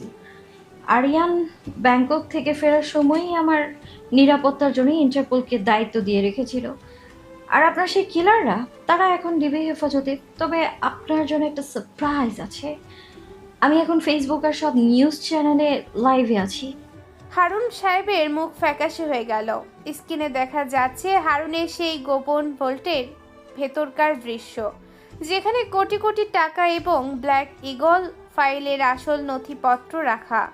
আরিয়ান লড়াই করার সময় তার সাথে একটি ছোট ড্রোন ক্যামেরা ভেতরে নিয়ে এসেছিল, যা সব কিছু লাইভ টেলিকাস্ট করেছে। পুরো দেশ এখন দেখছে আপনি কিভাবে আরিয়ানকে মারার চেষ্টা করেছেন এবং আপনার ভোল্টে কি কি আছে। আপনার ক্যারিয়ার এখন শেষ হারুন সাহেব। হারুন সাহেব পাগলের মতো স্ক্রিনের দিকে তাকিয়ে রইলেন। তার সাজানো সাম্রাজ্য তাসের ঘরের মতো ভেঙে পড়েছে। টাইগার ধীরে ধীরে মাটি থেকে উঠে দাঁড়ালো, তার চোখে এখন আগুনের শিখা। হারুন সাহেব, আমি আপনাকে মারব না, কারণ মৃত্যু আপনার জন্য খুব সহজ সাজা। আমি চাই আপনি সেই জেলেই পচে মরুন যেখানে আপনি আমার বাবাকে পাঠাতে চেয়েছিলেন। তবে যাওয়ার আগে আমার বাবার অপমানের প্রতিশোধ আমি নেব। টাইগার হারুনের দুই কাঁধের জয়েন্টগুলো এক নিমিষে ডিসলোকেট করে দিল। হারুনের যন্ত্রণা কাতর চিৎকার বাংলোর দেয়ালে প্রতিধ্বনিত হলো। ঠিক তখন ফাহিমের নেতৃত্বে ইন্টারপোল এবং সেনাবাহিনীর একটি বিশেষ দল ভেতরে ঢুকে পড়ল। হারুনকে তারা হাতকড়া পরালো। আরিয়ান কোনো কথা বলল না। সে তার ভাঙা মুখোশটা মেঝেতে ফেলে দিয়ে বাংলোর পেছনের বাগান দিয়ে বের হয়ে গেল। কুয়াশা ভরা রাতের শেষ প্রহরে সে একা দাঁড়িয়ে আকাশের দিকে তাকালো। আজ তার মনে হচ্ছে তার বাবা তার পাশেই দাঁড়িয়ে আছেন। পরদিন সকালে ঢাকা শহর এক নতুন সূর্যোদয় দেখল। খবরের কাগজের হেডলাইন, মুখোশধারী টাইগারের হাতে পতন হলো কমিশনার হারুনের। কিন্তু আরিয়ানকে কোথাও পাওয়া যাচ্ছে না। সে তার চাকরি ছেড়ে দিয়েছে, তার ফোন বন্ধ। নীলা তার অফিসের ছাদে দাঁড়িয়ে আছে। হঠাৎ তার ল্যাপটপে একটি মেল এলো। কোনো লেখা নেই, শুধু একটি ছবি। একটি ঈগল পাখি আকাশ থেকে পড়ে যাচ্ছে, তার নিচ থেকে একটি বাঘ গর্জন করছে। নীলা মুচকি হাসলো। সে জানে টাইগার শেষ হয়ে যায়নি, সে এখন ছায়ায় আছে। যখনই এই শহরের আবার অন্যায় মাথাচাড়া দেবে, যখনই আইনের আড়ালে শয়তানরা নাচবে, তখনই সেই পরিচিত যান্ত্রিক কণ্ঠস্বর আবার ফিরে আসবে। শহরটা এখন শান্ত, কিন্তু কতদিনের জন্য? ব্ল্যাক ইগল ফাইলটা আমি এখনও পুরোপুরি ধ্বংস করিনি, কারণ আমি জানি হারুনের ওপরেও কেউ আছে। এই লড়াই থামবে না, কারণ আমি টাইগার। আমি এই শহরের অন্ধকারের শেষ বিচার। কমিশনার হারুনের পতনের পর 6 মাস কেটে গেছে। ঢাকা শহর এখন আপাত দৃষ্টিতে শান্ত, কিন্তু এই শান্তির নিচে জমাট বাঁধছে এক নতুন অন্ধকার। আরিয়ান এখন আর ডিবির সেই চোক্স অফিসার নয়। সরকারি নথিপত্রে সে এখন মৃত অথবা নিখোঁজ। সে এখন বাস করে পুরান ঢাকার এক পরিত্যক্ত কারখানার নিচে তৈরি করা হাইটেক বেসমেন্টে। তার শরীর এখন আরও শক্তপোক্ত, আর মনে জমে আছে এক হিমশীতল স্তব্ধতা। রাত 3টা। আরিয়ান আর তার মনিটরের সামনে বসে আছে। তার চোখের সামনে ভেসে উঠেছে বিশ্বের বিভিন্ন প্রান্তের অপরাধীদের ডাটাবেজ। হঠাৎ তার সিস্টেমে একটি লাল সংকেত জ্বলে উঠল। কেউ একজন তার এনক্রিপ্টেড সার্ভারে ঢোকার চেষ্টা করছে। আরিয়ান দ্রুত কিবোর্ডে আঙুল চালালো। স্ক্রিনে ফুটে উঠল একটি বার্তা, টাইগার ঘুমানোর সময় শেষ, আকাশ থেকে এখন রক্ত ঝরবে। বার্তার নিচে একটি ভিডিও লিঙ্ক। আরিয়ান ক্লিক করতেই দেখলো মাঝ আকাশে একটি ব্যক্তিগত জেট বিমান বিস্ফোরিত হচ্ছে। সেই বিমানে ছিলেন দেশের নতুন নিযুক্ত স্বরাষ্ট্র সচিব যিনি হারুনের দুর্নীতি ফাইলগুলো পুনরায় তদন্ত করেছিলেন। ওরা আবার ফিরে এসেছে। হারুন তো কেবল শুরু ছিল, এবার আসল খেলোয়াড়রা মাঠে নেমেছে। পরদিন সকাল, তেজগাঁও এলাকার একটি ক্যাফে। নীলা বসে আছে জানালার পাশে। সে এখন দেশের শীর্ষস্থানীয় একটি নিউজ চ্যানেলের ইনভেস্টিগেটিভ টিমের প্রধান, কিন্তু তার চোখে মুখে আজ উদ্বেগের ছাপ। তার সামনে এসে বসল এক আগন্তুক, পরনে হুডি আর চোখে চশমা। নীলা এক পলকেই চিনতে পারল আরিয়ান। আপনি কি পাগল হয়েছেন? পুরো শহর জুড়ে আপনার উপর হুলিয়া জারি করে রেখেছে। নতুন পুলিশ কমিশনার ঘোষণা করেছেন টাইগারকে দেখা মাত্র গুলি করা হবে। নীলা, আমি নিজের জন্য আসিনি। গতকালের প্লেন ক্র্যাশটা দুর্ঘটনা ছিল না, ওটা ছিল একটি মেসেজ। ব্ল্যাক ইগল সিন্ডিকেট এখন ফোনিক্স নামে পুনর্জন্ম নিয়েছে। তারা হারুনের চেয়েও বেশি আধুনিক। তারা এখন ডিজিটাল কারেন্সি আর স্যাটেলাইট হ্যাকিংয়ের মাধ্যমে পুরো দেশের অর্থনীতি কবজা করতে চাইছে। আমার কাছে একটা তথ্য আছে আরিয়ান। সচিব মারা যাওয়ার আগে আমাকে একটা অডিও ক্লিপ পাঠিয়েছিলেন। সেখানে তিনি একজনের নাম বলেছিলেন, দ্য আর্কিটেক্ট। এই লোকটাই নাকি এখন পুরো এশিয়া অঞ্চলের আন্ডারওয়ার্ল্ডের মাথা। আর্কিটেক্ট নামটা চেনা লাগছে। নীলা, আপনি ইন্টারপোল এজেন্ট 5 সাথে যোগাযোগ করুন। তাকে বলুন প্রজেক্ট 0 শুরু হয়েছে। আমি আজ রাতেই চট্টগ্রামের পোর্টে যাচ্ছি। ফোনিক্সের প্রথম কনসাইনমেন্ট ওখানেই নামবে। রাত 12:30। চট্টগ্রাম বন্দর। বিশাল বিশাল কন্টেইনারের পাহাড়, বৃষ্টির শব্দে চারপাশ মুখর। পোর্টের 10 নম্বর জেটিতে একটি বিদেশি জাহাজ নোঙর করেছে। জাহাজ থেকে বড় বড় কিছু কাঠের বাক্স নামানো হচ্ছে। বাক্সগুলোর ওপর একটি লোগো, নীল রঙের একটি ফনিক্স পাখি। জাহাজের ডেকে দাঁড়িয়ে আছে এক দীর্ঘদেহী মানুষ, যার অর্ধেক মুখ পুড়ে গিয়ে বিকৃত হয়ে আছে। তার হাতে একটি ইলেকট্রনিক ট্র্যাপ। সে হলো বার্নাস, দ্য আর্কিটেক্টের প্রধান জল্লাদ। দ্রুত করো, ভোরের আগেই এই ড্রোনগুলো শহরের প্রতিটি গুরুত্বপূর্ণ টাওয়ারে সেট করতে হবে। একবার সিগন্যাল চালু হলে পুরো শহর আমাদের হাতের মুঠোয় চলে আসবে। হঠাৎ পোর্টের সব হাই ভোল্টেজ লাইটগুলো একসাথে নিভে গেল। রক্ষীরা সজাগ হয়ে উঠল। তারা ইনফ্রারেড চশমা পরে এদিক সেদিক তাকাতে লাগলো। হঠাৎ কন্টেইনারের ওপর থেকে একটি যান্ত্রিক গর্জন ভেসে উঠল। টাইগার আজ সম্পূর্ণ নতুন রূপে। তার গায়ের জ্যাকেটটি এখন বুলেট প্রুফ হওয়ার পাশাপাশি ইলেকট্রোম্যাগনেটিক পালস ডিফেন্স যুক্ত। তার হাতে থাকা তলোয়ারটি এখন লেজার গাইডেড। বার্নাস, তোমরা আকাশ থেকে রক্ত ঝরানোর স্বপ্ন দেখছিলে। আজ এই মাটির রক্তে তোমাদের পাপ ধুয়ে যাবে। বার্নাসের ইশারায় 20 জন সশস্ত্র কিলার একযোগে গুলি শুরু করলো। টাইগার কন্টেইনারের ফাঁক দিয়ে বিদ্যুতের গতিতে নড়াচড়া করেছে। সে তার বেল্ট থেকে একটি বিশেষ ডিভাইস ছুঁড়ে মারল। সেটি বাতাসে ছড়িয়ে দিল হাজার হাজার ক্ষুদ্র রোবোটিক মৌমাছি, যা কিলারদের চোখের সামনে তীব্র আলো ছড়িয়ে তাদের অন্ধ করে দিল। শুরু হলো আসল লড়াই। টাইগার কন্টেইনার থেকে ঝাঁপিয়ে পড়ে এক কোপে দুজনের রাইফেল কেটে ফেলল। তার মুভমেন্ট এখন অনেক বেশি ঘাতক। সে আর আগের মতো দয়া দেখাচ্ছে না। একের পর এক কিলার মাটিতে লুটিয়ে পড়ছে। চিকিৎসা করে টাইগার, তুমি আমাদের থামাতে পারবে না। আর্কিটেক্ট তোমাকে চেনে, সে জানে তোমার মা এখনো বেঁচে আছে এবং তিনি আমাদের জিম্মায়। টাইগার থমকে দাঁড়ালো। তার হৃৎপিণ্ড যেন এক মুহূর্তের জন্য বন্ধ হয়ে গেল। তার মা, তিনি তো 10 বছর আগে মারা গিয়েছিলেন বলে সে জানতো। এটি কি বার্নাসের কোনো চাল নাকি এক ভয়ানক সত্য? মিথ্যে কথা, আমার মা বেঁচে নেই। হা হা হা, হারুন তোমাকে যা বলেছিল তুমি তাই বিশ্বাস করেছিলে। তোমার বাবাকে কেন মারা হয়েছিল জানো? কারণ তিনি তোমার মাকে বাঁচাতে চেয়েছিল। তোমার মা এখন সিঙ্গাপুরের এক গোপন ল্যাবে আছে, প্রজেক্ট 0-র গিনিপিগ। তুমি যদি আমাদের বাধা দাও তবে তার শরীর থেকে শেষ রক্তবিন্দুটিও চুষে নেওয়া হবে। টাইগারের হাত কাঁপছে। ক্রোধ আর বেদনার এক মিশেল তার ভেতরে কাজ করছে। ঠিক সেই মুহূর্তে বার্নাস একটি রিমোট টিপল। যেটির একটি কন্টেইনারের বিশাল বিস্ফোরণ হলো। চারিদিকে আগুনের লেলিহান শিখা। বার্নাস সেই সুযোগে একটি স্পিড বোর্ডে চড়ে অন্ধকারের ভেতরে মিলিয়ে গেল। টাইগার আগুনের মাঝখানে দাঁড়িয়ে কাঁপছে। সে বুঝতে পারলো এই লড়াইটা এখন আর শুধু দেশের জন্য নয়, এটা তার নিজের অস্তিত্ব আর তার শেকড়কে ফিরে পাওয়ার লড়াই। তার বাবা তাকে যা বলে গিয়েছিলেন তার চেয়েও বড় কোনো রহস্য এখন উন্মোচিত হওয়ার অপেক্ষায়। বাবা, তুমি কেন আমাকে অর্ধেক সত্যি বলে গিয়েছিলে? মা যদি বেঁচে থাকে তবে আমি পুরো পৃথিবীকে জ্বালিয়ে দেব তাকে ফিরিয়ে আনতে। ফোনিক্স হোক আর আর্কিটেক্ট, টাইগার এবার কাউকে ক্ষমা করবে না। পরদিন সকালে ধ্বংসস্তূপের মাঝখান থেকে আরিয়ান একটি পোড়া টিপ উদ্ধার করলো। এটি বার্নাসের ট্যাপ থেকে ছিটকে পড়েছিল।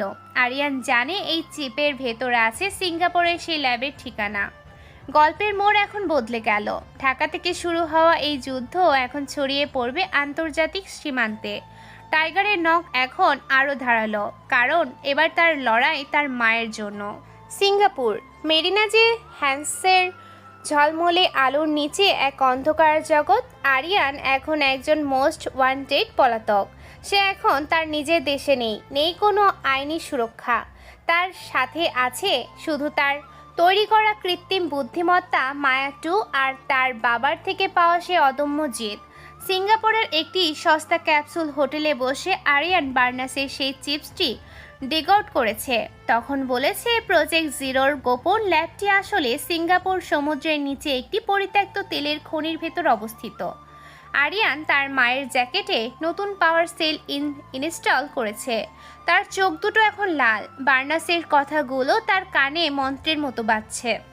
তোমার মা বেঁচে আছে যদি এটা সত্যি হয়, তবে গত 10 বছরের প্রতিটি রাত ছিল এক মিথ্যে। মায়া, ল্যাবরেটরির সিকিউরিটির স্ট্যাটাস কি? তবে আজ লেজারের চেয়েও দ্রুত হতে হবে আমাকে। মায়া, সব সিসিটিভি হ্যাক করো, আমি আসছি। রাত 1:15। সমুদ্রের ওপর একটি হাই স্পিড সাবমার্সিবল ড্রোন পানির নিচে নামছে।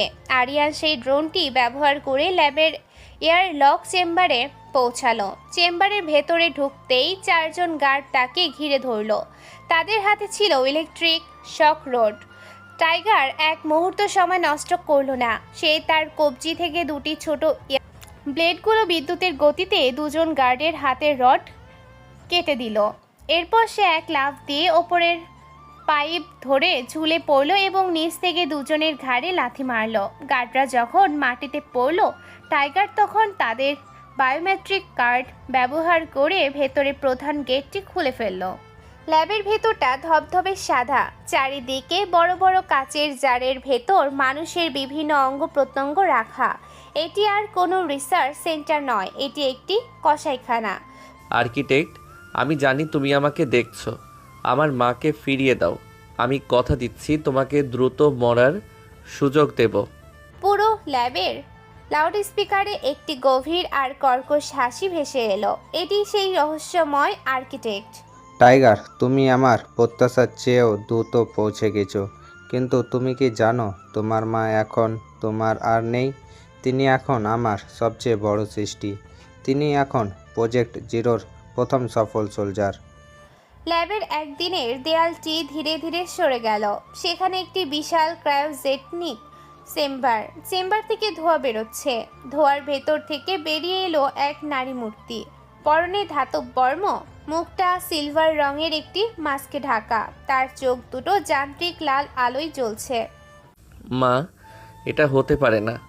তিনি এখন কোনো অনুভূতি বোঝে না টাইগার।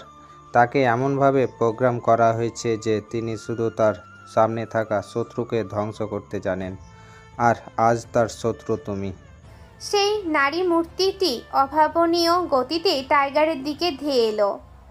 তার একটি পাঞ্চ যেন হাতুড়ির আঘাত। টাইগার তার তলোয়ার দিয়ে আঘাত ফেরানোর চেষ্টা করলো, কিন্তু সে হাত চালাতে পারছে না। তার মস্তিষ্ক জানে এই নারী তার শত্রু, কিন্তু তার হৃদয় বলছে এটি তার মা। মা, আমাকে চিনতে পারছেন? আমি আরিয়ান, আপনার ছোট নীলু।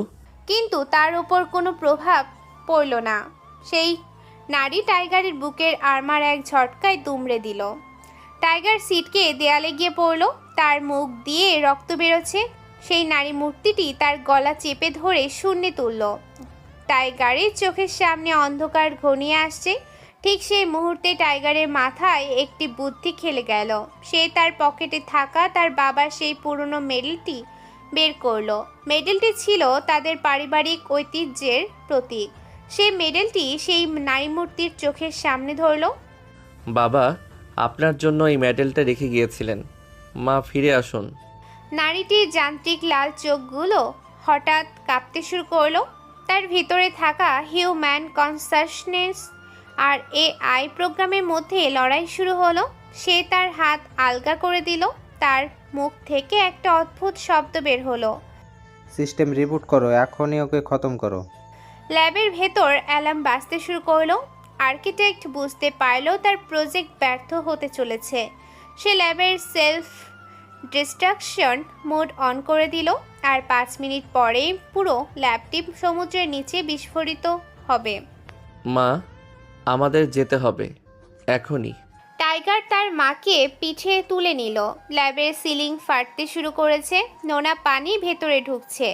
চারিদিকে আগুনের ফুলকি আর ভাঙা কাঁচ। টাইগার দৌড়াচ্ছে সেই সুড়ঙ্গ দিয়ে, যেখান দিয়ে সে ঢুকেছিল। পেছনে ল্যাবের প্রতিটি ব্লক ধসে পড়েছে। শেষ মুহূর্তে টাইগার তার সাবমার্সিবল ড্রোনের কাছে পৌঁছালো। বিস্ফোরণের 1 সেকেন্ডের আগে ড্রোনটি সমুদ্রের ওপরের দিকে রকেটের গতিতে ছুটল। পিছনে পুরো ল্যাবটি এক বিশাল আগুনের গোলার মতো ফেটে গেল। ভোরবেলা সিঙ্গাপুরের উপকূলে একটি নির্জন দ্বীপে আরিয়ান আর তার মাকে ঘাসের ওপর শুয়ে দিয়েছে। তার মায়ের মাস্কটি খুলে ফেলেছে সে। আজ 10 বছর পর আরিয়ান তার মায়ের মুখ দেখল। ক্লান্তিতে চোখ বোঝা, কিন্তু মুখটা আগের মতোই মায়াবী। আমি আপনাকে খুঁজে পেয়েছি মা, আমি আপনাকে আর কোথাও যেতে দেব না। হঠাৎ আরিয়ানের ফোনে একটি মেসেজ এলো, একটি অচেনা নম্বর থেকে। টাইগার, তুমি শুধু আমার একটা খেলনা উদ্ধার করেছো, কিন্তু খেলা তো এখন ঢাকায় শুরু হবে। স্বরাষ্ট্র মন্ত্রীকে আমি যে নির্দেশ দিয়েছি তাতে আজ বিকেলের মধ্যেই তোমার সব বন্ধু আর নীলা চিরতরে হারিয়ে যাবে। আরিয়ান উঠে দাঁড়ালো। তার চোখে এখন আর জল নেই, আছে শুধু এক ভয়ঙ্কর সংকল্প। সে সিঙ্গাপুর থেকে ঢাকার উদ্দেশ্যে রওনা হবে। এবার কোনো লুকোচুরি নয়, এবার হবে প্রকাশ্য যুদ্ধ। মায়া প্রাইভেট জেট রেডি করো, ঢাকা শহর আজ কাঁপবে। টাইগার ফিরছে আর এবার সে কোনো আইন মানবে না, সে হবে খোদ যমরাজ। ভোর 5:20 সিঙ্গাপুরের সেই নির্জন দ্বীপের বালুচরে আরিয়ান আর তার মায়ের মাথা কোলে নিয়ে বসে আছে। একটু আগেই সে আর্কিটেক্টের সেই ভয়ঙ্কর মেসেজটি পেয়েছে। একদিকে 10 বছর পর ফিরে পাওয়া মা, যার শরীরের ভেতর এখনও যান্ত্রিক ভাইরাসের তাণ্ডব চলছে। অন্যদিকে ঢাকায় থাকা তার বন্ধু ফাহিম আর প্রিয়তমা নীলা, যাদের জীবন এখন সুতোয় ঝুলছে। আরিয়ানের সামনে এখন সময়ের সাথে এক অসময় লড়াই। মায়া, ঢাকার সিচুয়েশন রিপোর্ট দাও। আর্কিটেক্ট কোন দিক দিয়ে অ্যাটাক করছে? মা, আপনাকে এখন একা রেখে যেতে হচ্ছে। ফাহিমের ইন্টারপোল টিম এই দ্বীপে 10 মিনিটের মধ্যে পৌঁছাবে। আপনাকে ওরা নিরাপদে ব্যাংকক নিয়ে যাবে। আমাকে ফিরতে হবে আমার শহরের জন্য। আরিয়ান তার মায়ের কপালে একটা চুমু খেয়ে উঠে দাঁড়ালো। তার চোখে এখন আর ক্লান্তি নেই, আছে এক আদিম হিংস্রতা। সে তার কালো স্পোর্টস জ্যাকেটটা টান দিয়ে পরে নিল। তার হাতে থাকা বিশেষ গ্লাভসটি এবার ওভারড্রাইভ মোডে সেট করলো। সকাল 10:45 ঢাকা। আকাশ মেঘলা, যেন প্রকৃতিও কোনো অশুভ ঘটনার অপেক্ষা করছে। চ্যানেল 24 ভবনের 15 তলায় নীলা তার টিমের সাথে লাইভ টেলিকাস্ট করার চেষ্টা করেছে। হঠাৎ ভবনের প্রধান গেট ভেঙে একদল সশস্ত্র মুখোশধারী ভেতরে ঢুকে পড়ল। তাদের লিড দিচ্ছে কালিদাস, আর্কিটেক্টের ডান হাত। ক্যামেরা বন্ধ করো। নীল কোথায়? তাকে আজ লাইভে এসে বলতে হবে যে টাইগার একজন খুনি এবং সে রাষ্ট্রের শত্রু।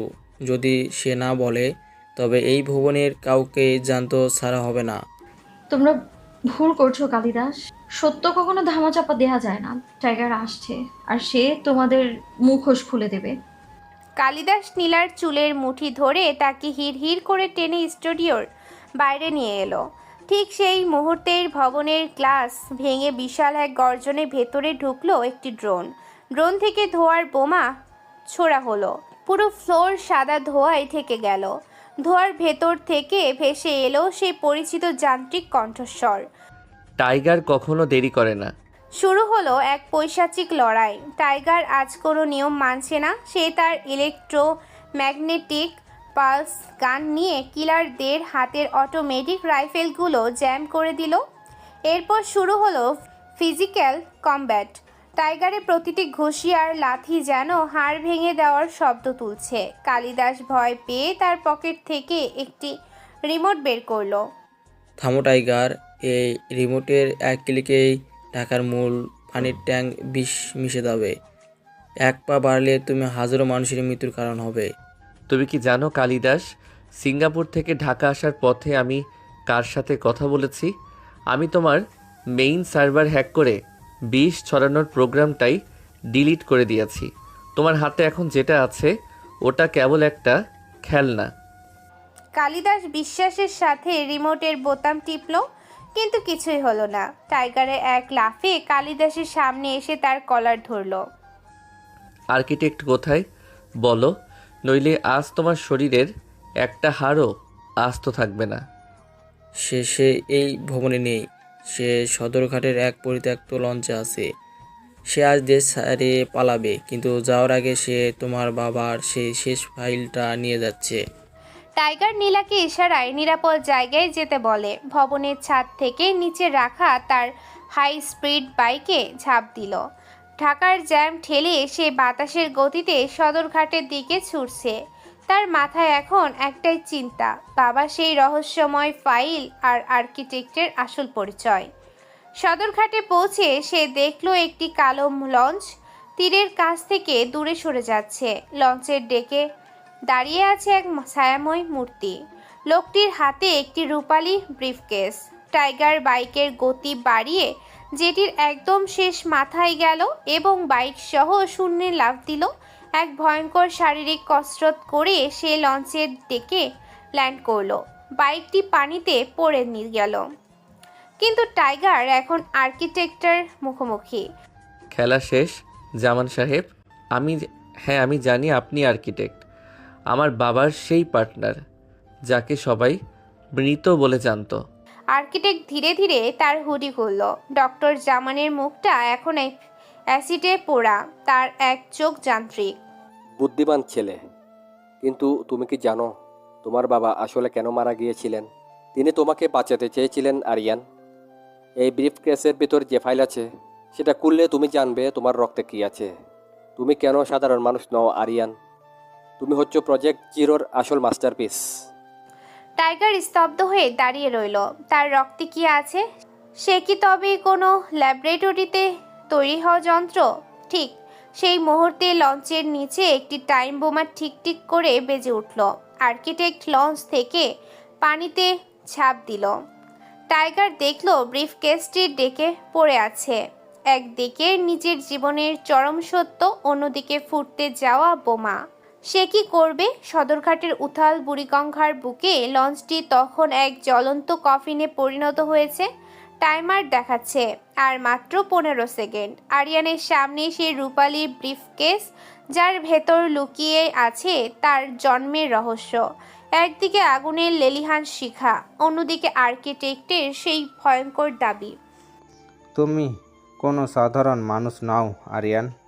টাইগার এক মুহূর্ত সময় নষ্ট না করে ব্রিফকেসটি জাপটে ধরে লঞ্চের ডেক থেকে নদীতে ঝাঁপ দিল। ঠিক 2 সেকেন্ড পরেই এক বিশাল বিস্ফোরণে পুরো লঞ্চটি চুরমার হয়ে আগুনের গোলার মতো আকাশে ছড়িয়ে পড়ল।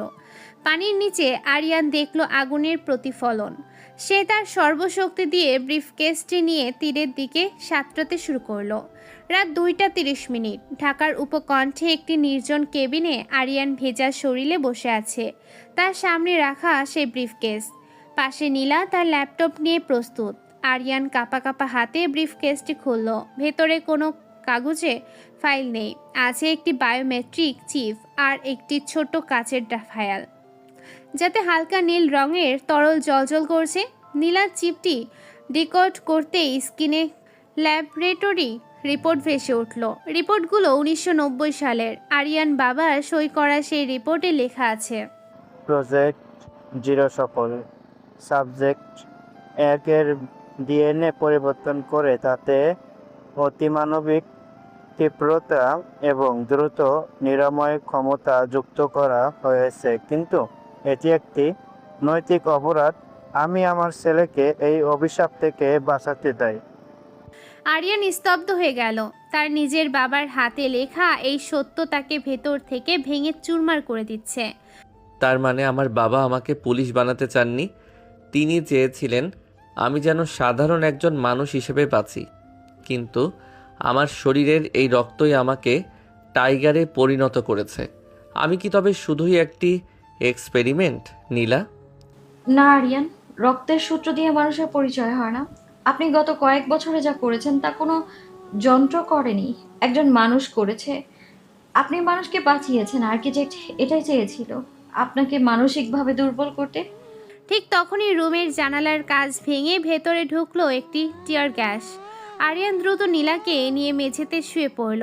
বাইরে থেকে ভারী বুটের শব্দ শোনা যাচ্ছে। আরিয়ানের হেলমেটের সিগন্যাল বসে অন্তত 30 জন ড্রোন কনসোল কিলার ঘরটি ঘিরে ফেলেছে। আর্কিটেক্টের কণ্ঠস্বর স্পিকারে ভেসে এলো। আরিয়ান, সত্যটা কেমন লেগেছে? তুমি হচ্ছ আমার জীবনের শ্রেষ্ঠ সৃষ্টি।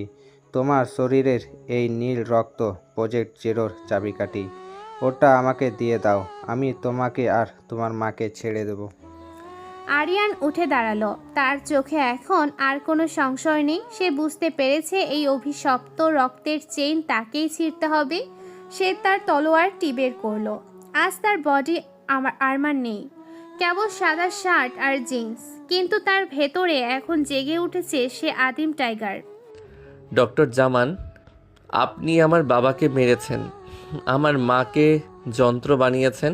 আজ আমি এই প্রজেক্ট জিরোর সমাপ্তি টানব, তবে সেটা আপনার হাতে দিয়ে নয়, আপনার ধ্বংসের মাধ্যমে। আরিয়ান জানালার কাজ চুরমার করে বাইরে বেরিয়ে এলো।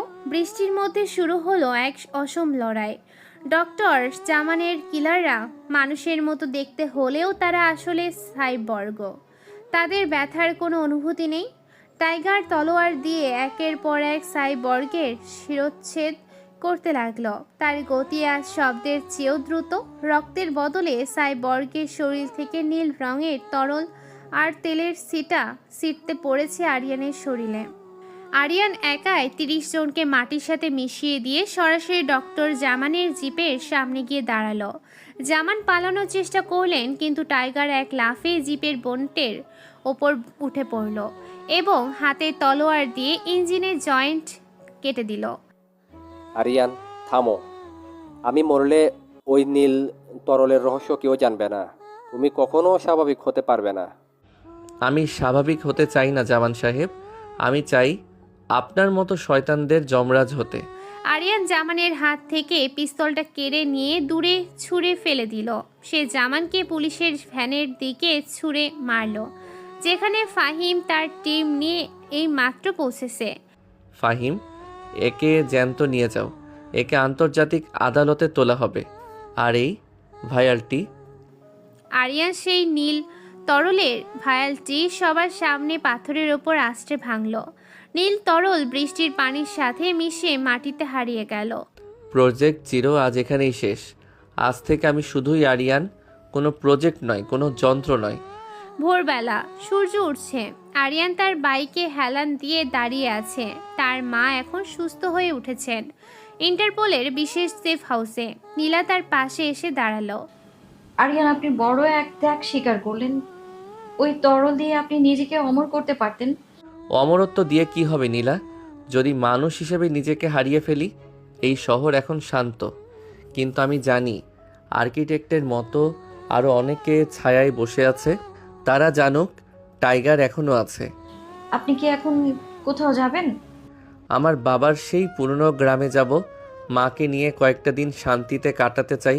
তবে নীলা, আপনার ফোনে আমার নম্বরটা সেভ করে রাখবেন। যদি কখনো আকাশ আবার কালো হয়ে যায়, তবে শুধু একটা মেসেজ দেবেন, টাইগার আবার ফিরবে।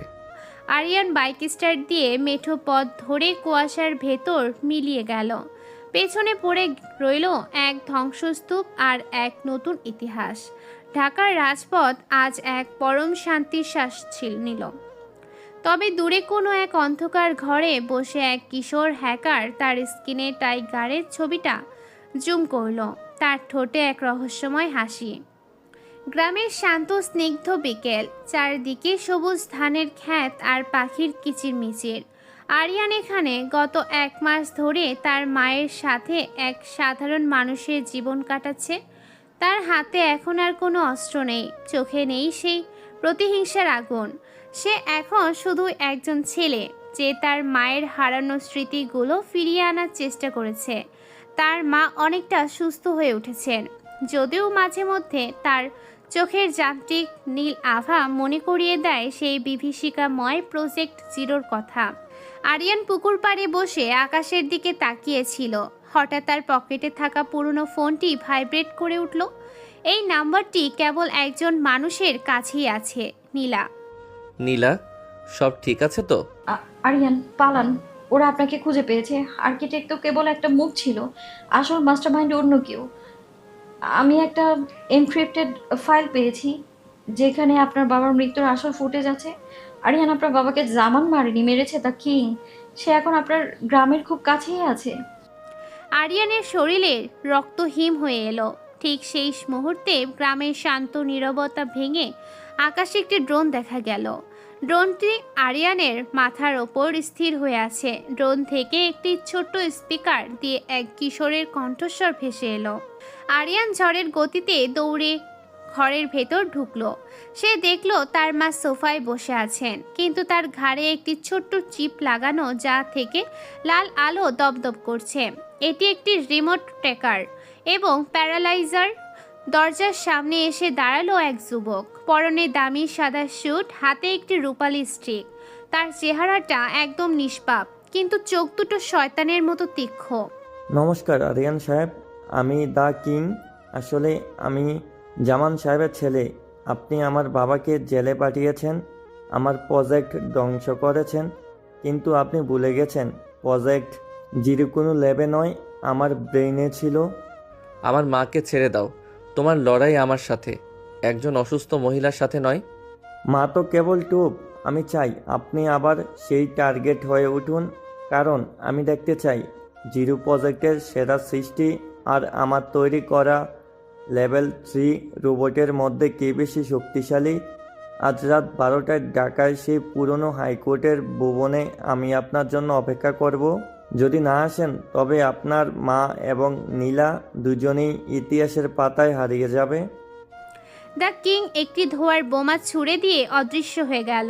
আরিয়ান তার মায়ের ঘাড় থেকে সিপটি সাবধানে খুলে ফেলল। সে বুঝতে পারল তাকে আবার সে অন্ধকার জগতে ফিরতে হবে। তার শান্ত জীবন ছিল কেবল একটি রঙিন স্বপ্ন। সে তার আলমারির গোপন তলা থেকে বের করল একটি কালো বক্স। এটি তার জীবনের শেষ অস্ত্র। ভেতরে রাখা আছে টাইগারের নতুন উন্নত মাস্ক এবং একটি বিশেষ সিরাম, যা তার শরীরের সুপ্ত ক্ষমতাকে কয়েক ঘন্টার জন্য 10 গুণ বাড়িয়ে দেবে। মা, আমি আবার যাচ্ছি, কিন্তু কথা দিচ্ছি এটাই হবে শেষবার। আজ রাতে হয় টাইগার থাকবে, নয়তো এই পৃথিবীর সব অন্ধকার মাফিয়া শেষ হবে। রাত 10টা। আরিয়ানের বাইকটি হাইওয়ে দিয়ে আগুনের গোলার মতো ছুটছে। তার পেছনে ধাওয়া করছে দ্য কিং এর হাইটেক ড্রোন বাহিনী। টাইগার আজ কোনো আত্মরক্ষা করছে না, সে শুধু আক্রমণ করছে। তার বাইক থেকে বের হওয়া লেজার বিম ড্রোনগুলোকে একে একে আকাশ থেকে নামিয়ে আনছে। ঢাকার 0 পয়েন্টে যখন সে পৌঁছালো, তখন পুরো শহরটা যেন থমকে গেছে। হাইকোর্ট ভবনের চূড়ায় দাঁড়িয়ে আছে দ্য কিং। তার চারপাশে দাঁড়িয়ে আছে 6 জন বিশাল দেহি সাইবর্গ কিলার, যাদের হাতে আছে প্লাজমা গান। কিং, আমি এসেছি। তোমার রাজত্ব আজ শ্মশানে পরিণত হবে। স্বাগতম টাইগার, আসুন নিজের আমন্ত্রিত সংগ্রহটি উপভোগ করুন। আজ রাতে ঢাকা শহর দেখবে মহাপ্রলয়। আরিয়ান তার পকেট থেকে সেই নীল সিরামের শেষ ভাইলটি বের করলো। সে জানে এটা গ্রহণ করলে তার শরীরে অপূরণীয় ক্ষতি হতে পারে, কিন্তু এছাড়া আর কোনো পথ নেই। সে এক ঝটকায় সিরামটি নিজের হাতে পুশ করলো। টাইগারের চোখ দুটো মুহূর্তের মধ্যে তীব্র নীল আলোয় জ্বলে উঠল। তার শরীরের প্রতিটি পেশি ইস্পাতের মতো শক্ত হয়ে গেল। শুরু হলো ইতিহাসের সবচেয়ে বড় এবং শেষ সংঘাত। রাত 12:15। পুরনো হাইকোর্ট ভবনের বিশাল গম্বুজের ওপর দাঁড়িয়ে আছে দ্য কিং। তার চারপাশে সেই 6টি সাইবর্গ কিলার এখন জীবন্ত দানব। আরিয়ানের শরীরে নীল সিরামের প্রভাব শুরু হয়েছে। তার শিরাগুলো নীল হয়ে ফুলে উঠেছে। হৃদস্পন্দন এখন প্রতি মিনিটে 200 বার। সে এখন আর সাধারণ কোনো মানুষ নয়, সে এক অপ্রতিরোধ্য ধ্বংসের দেবতা। আরিয়ান, এই শ্রীরাম তোমাকে শক্তি দেবে ঠিকই, কিন্তু 10 মিনিট পর তোমার হাত ফেটে যাবে। তুমি কি তৈরি নিজের কবর নিজে খুঁজতে? 10 মিনিট অনেক সময় কিং। তোমাকে ধ্বংস করতে আমার মাত্র 5 মিনিট লাগবে। টাইগার এক অবিশ্বাস্য লাফ দিয়ে 3 তলার সমান উচ্চতায় উঠে এলো। তার হাতের বিশেষ তলোয়ারটি এখন সিরামের শক্তিতে নীল বিদ্যুতের মতো জ্বলছে। প্রথম সাইবারটি তার প্লাজমা গান তোলার আগেই টাইগার তার বুক চিরে ওপাশে চলে গেল। রোবটটি বিস্ফোরণ হয়ে নিচে পড়ে গেল। অন্য 5 জন একসাথে ঝাঁপিয়ে পড়ল টাইগারের ওপর। শুরু হলো এক রক্তক্ষয়ী মহাযুদ্ধ। টাইগার আজ কোনো ব্যথার অনুভূতি পাচ্ছে না। তার পায়ে প্লাজমা বিম লাগলেও সে থামছে না। সে যেন এক জ্যান্ত ঘূর্ণিঝড়। একে একে সব কোটি সাইবর্গকে সে ধুলোয় মিশিয়ে দিল। সাইকোট ভবনে ছাদ এখন ধ্বংসস্তূপ। দ্য কিং এবার ভয় পেয়ে গেল। সে তার পকেট থেকে একটি মাস্টার রিমোট বের করলো। থামো, তুমি যদি আমাকে স্পর্শ করো তবে ঢাকার নিচের গ্যাস লাইন পাইপগুলো বিস্ফোরিত হবে। পুরো শহর আগুনে গুলি হয়ে যাবে। তোমার রিমোট আর কাজ করবে না কিং। গত 5 মিনিট ধরে নীলা আর ফাহিম তোমার স্যাটেলাইট কন্ট্রোল হ্যাক করে রিমোটটা ডিসেবল করে দিয়েছে। তুমি এখন একা। তোমার কোনো সৈন্য নেই, কোনো ব্যাকআপ নেই। দ্য কিং দৌড়ে পালাতে চাইলো, কিন্তু টাইগার তার গতির কাছে সে কিছুই না। টাইগার তাকে এক ঝটকায় ধরে শূন্যে তুলে ফেলল। জামান সাহেবকে আমি আইনের হাতে দিয়েছিলাম কারণ তিনি আমার বাবার সহকর্মী ছিলেন, কিন্তু তুমি আমার বাবার খুনের মূল হোতা। তুমি দ্য কিং নও, তুমি ছিলে এক বিষধর সাপ। টাইগার কিংকে ছুঁড়ে মারল নিচের কংক্রিটের মেঝেতে। কিং যন্ত্রণায় চিৎকার করে উঠল। ঠিক সেই সময় টাইগারের শরীরের সিরামের মেয়াদ শেষ হয়ে এলো। আরিয়ান প্রচণ্ড যন্ত্রণায় মাটিতে হাঁটু গেড়ে বসে পড়ল। তার নাক ও মুখ দিয়ে নীল রক্ত বের হতে শুরু করেছে। নীলা আর ফাহিম দ্রুত ছাদে উঠে এলো। নীলা আরিয়ানের কাছে দৌড়ে গেল। আরিয়ান, চোখ খুলুন। আপনি আমাদের ছেড়ে যেতে পারেন না। আমরা অ্যাম্বুলেন্স রেখেছি। নীলা, আমার কাজ শেষ। এই রক্ত আমার শরীরে অভিশাপ ছিল। এই অভিশাপ শেষ হওয়া দরকার ছিল। মাকে দেখে রেখো, তাকে বলো তার ছেলে জিতেছে। ফাহিম কিংকে গ্রেফতার করে নিচে নিয়ে গেল। আরিয়ান নীলার হাতের ওপর মাথা রেখে ধীরে ধীরে চোখ বুজে ফেলল। চারিদিকে এক গম্ভীর নিস্তব্ধতা নেমে এলো। ঢাকার আকাশে ভোরের আলো ফুটতে শুরু করেছে। 1 মাস পর ঢাকার আজিমপুর কবরস্থানে একটি কবরের সামনে দাঁড়িয়ে আছে নীলা আর আরিয়ানের মা। কবরের এপিটাফে লেখা, ডিটেকটিভ। একজন মহান সন্তানও এই শহরের শেষ জাস্টিস। নীলা আরিয়ানের মায়ের হাত ধরে হাঁটতে শুরু করলো। শহরটা আজ শান্ত। মানুষ তাদের স্বাভাবিক জীবনে ফিরে গেছে। কেউ জানে না রাতে সে অন্ধকারে এক যুবক কিভাবে নিজের জীবন দিয়ে এই শহরকে বাঁচিয়ে গেছে। হঠাৎ নীলার ফোনে একটি সিগন্যাল এলো। এই আরিয়ানের সেই পুরনো গোপন সার্ভার থেকে আসা একটি এনক্রিপ্টেড ভয়েস মেসেজ। নীলা কানে ফোন ধরলো। নীলা, তুমি যদি এই মেসেজটা শুনে থাকো তার মানে আমি আর নেই। কিন্তু মনে রেখো, টাইগার কোনো ব্যক্তি নয়, এটি একটি আদর্শ। আমি আমার সব গ্যাজেট আর টেকনোলজি একটি গোপন লকারে রেখে গেছি। যদি কখনো এই শহর আবার অন্ধকার হয়ে যায় তবে অন্য কোনো যোগ্য মানুষ যেন এই মুখোশটা পরে নেয়, কারণ অন্যায় দমনের লড়াই কখনো শেষ হয় না। নীলা মুচকি হাসলো। সে জানালার বাইরে তাকিয়ে দেখলো রাস্তার ওপাশে একটি ছোট্ট ছেলে বাঘের মুখোশ পরে খেলা করছে। নীলা বুঝলো টাইগার মরে যায়নি। সে প্রতিটি সাহসী মানুষের হৃদয়ে অমর হয়ে আছে। ঢাকার রাজপথে সূর্য আজ আরো উজ্জ্বল হয়ে উঠেছে। ডুয়েল ফেস এর অধ্যায় আজ শেষ হলেও ন্যায়ের নতুন সূর্যোদয় মাত্র শুরু হলো।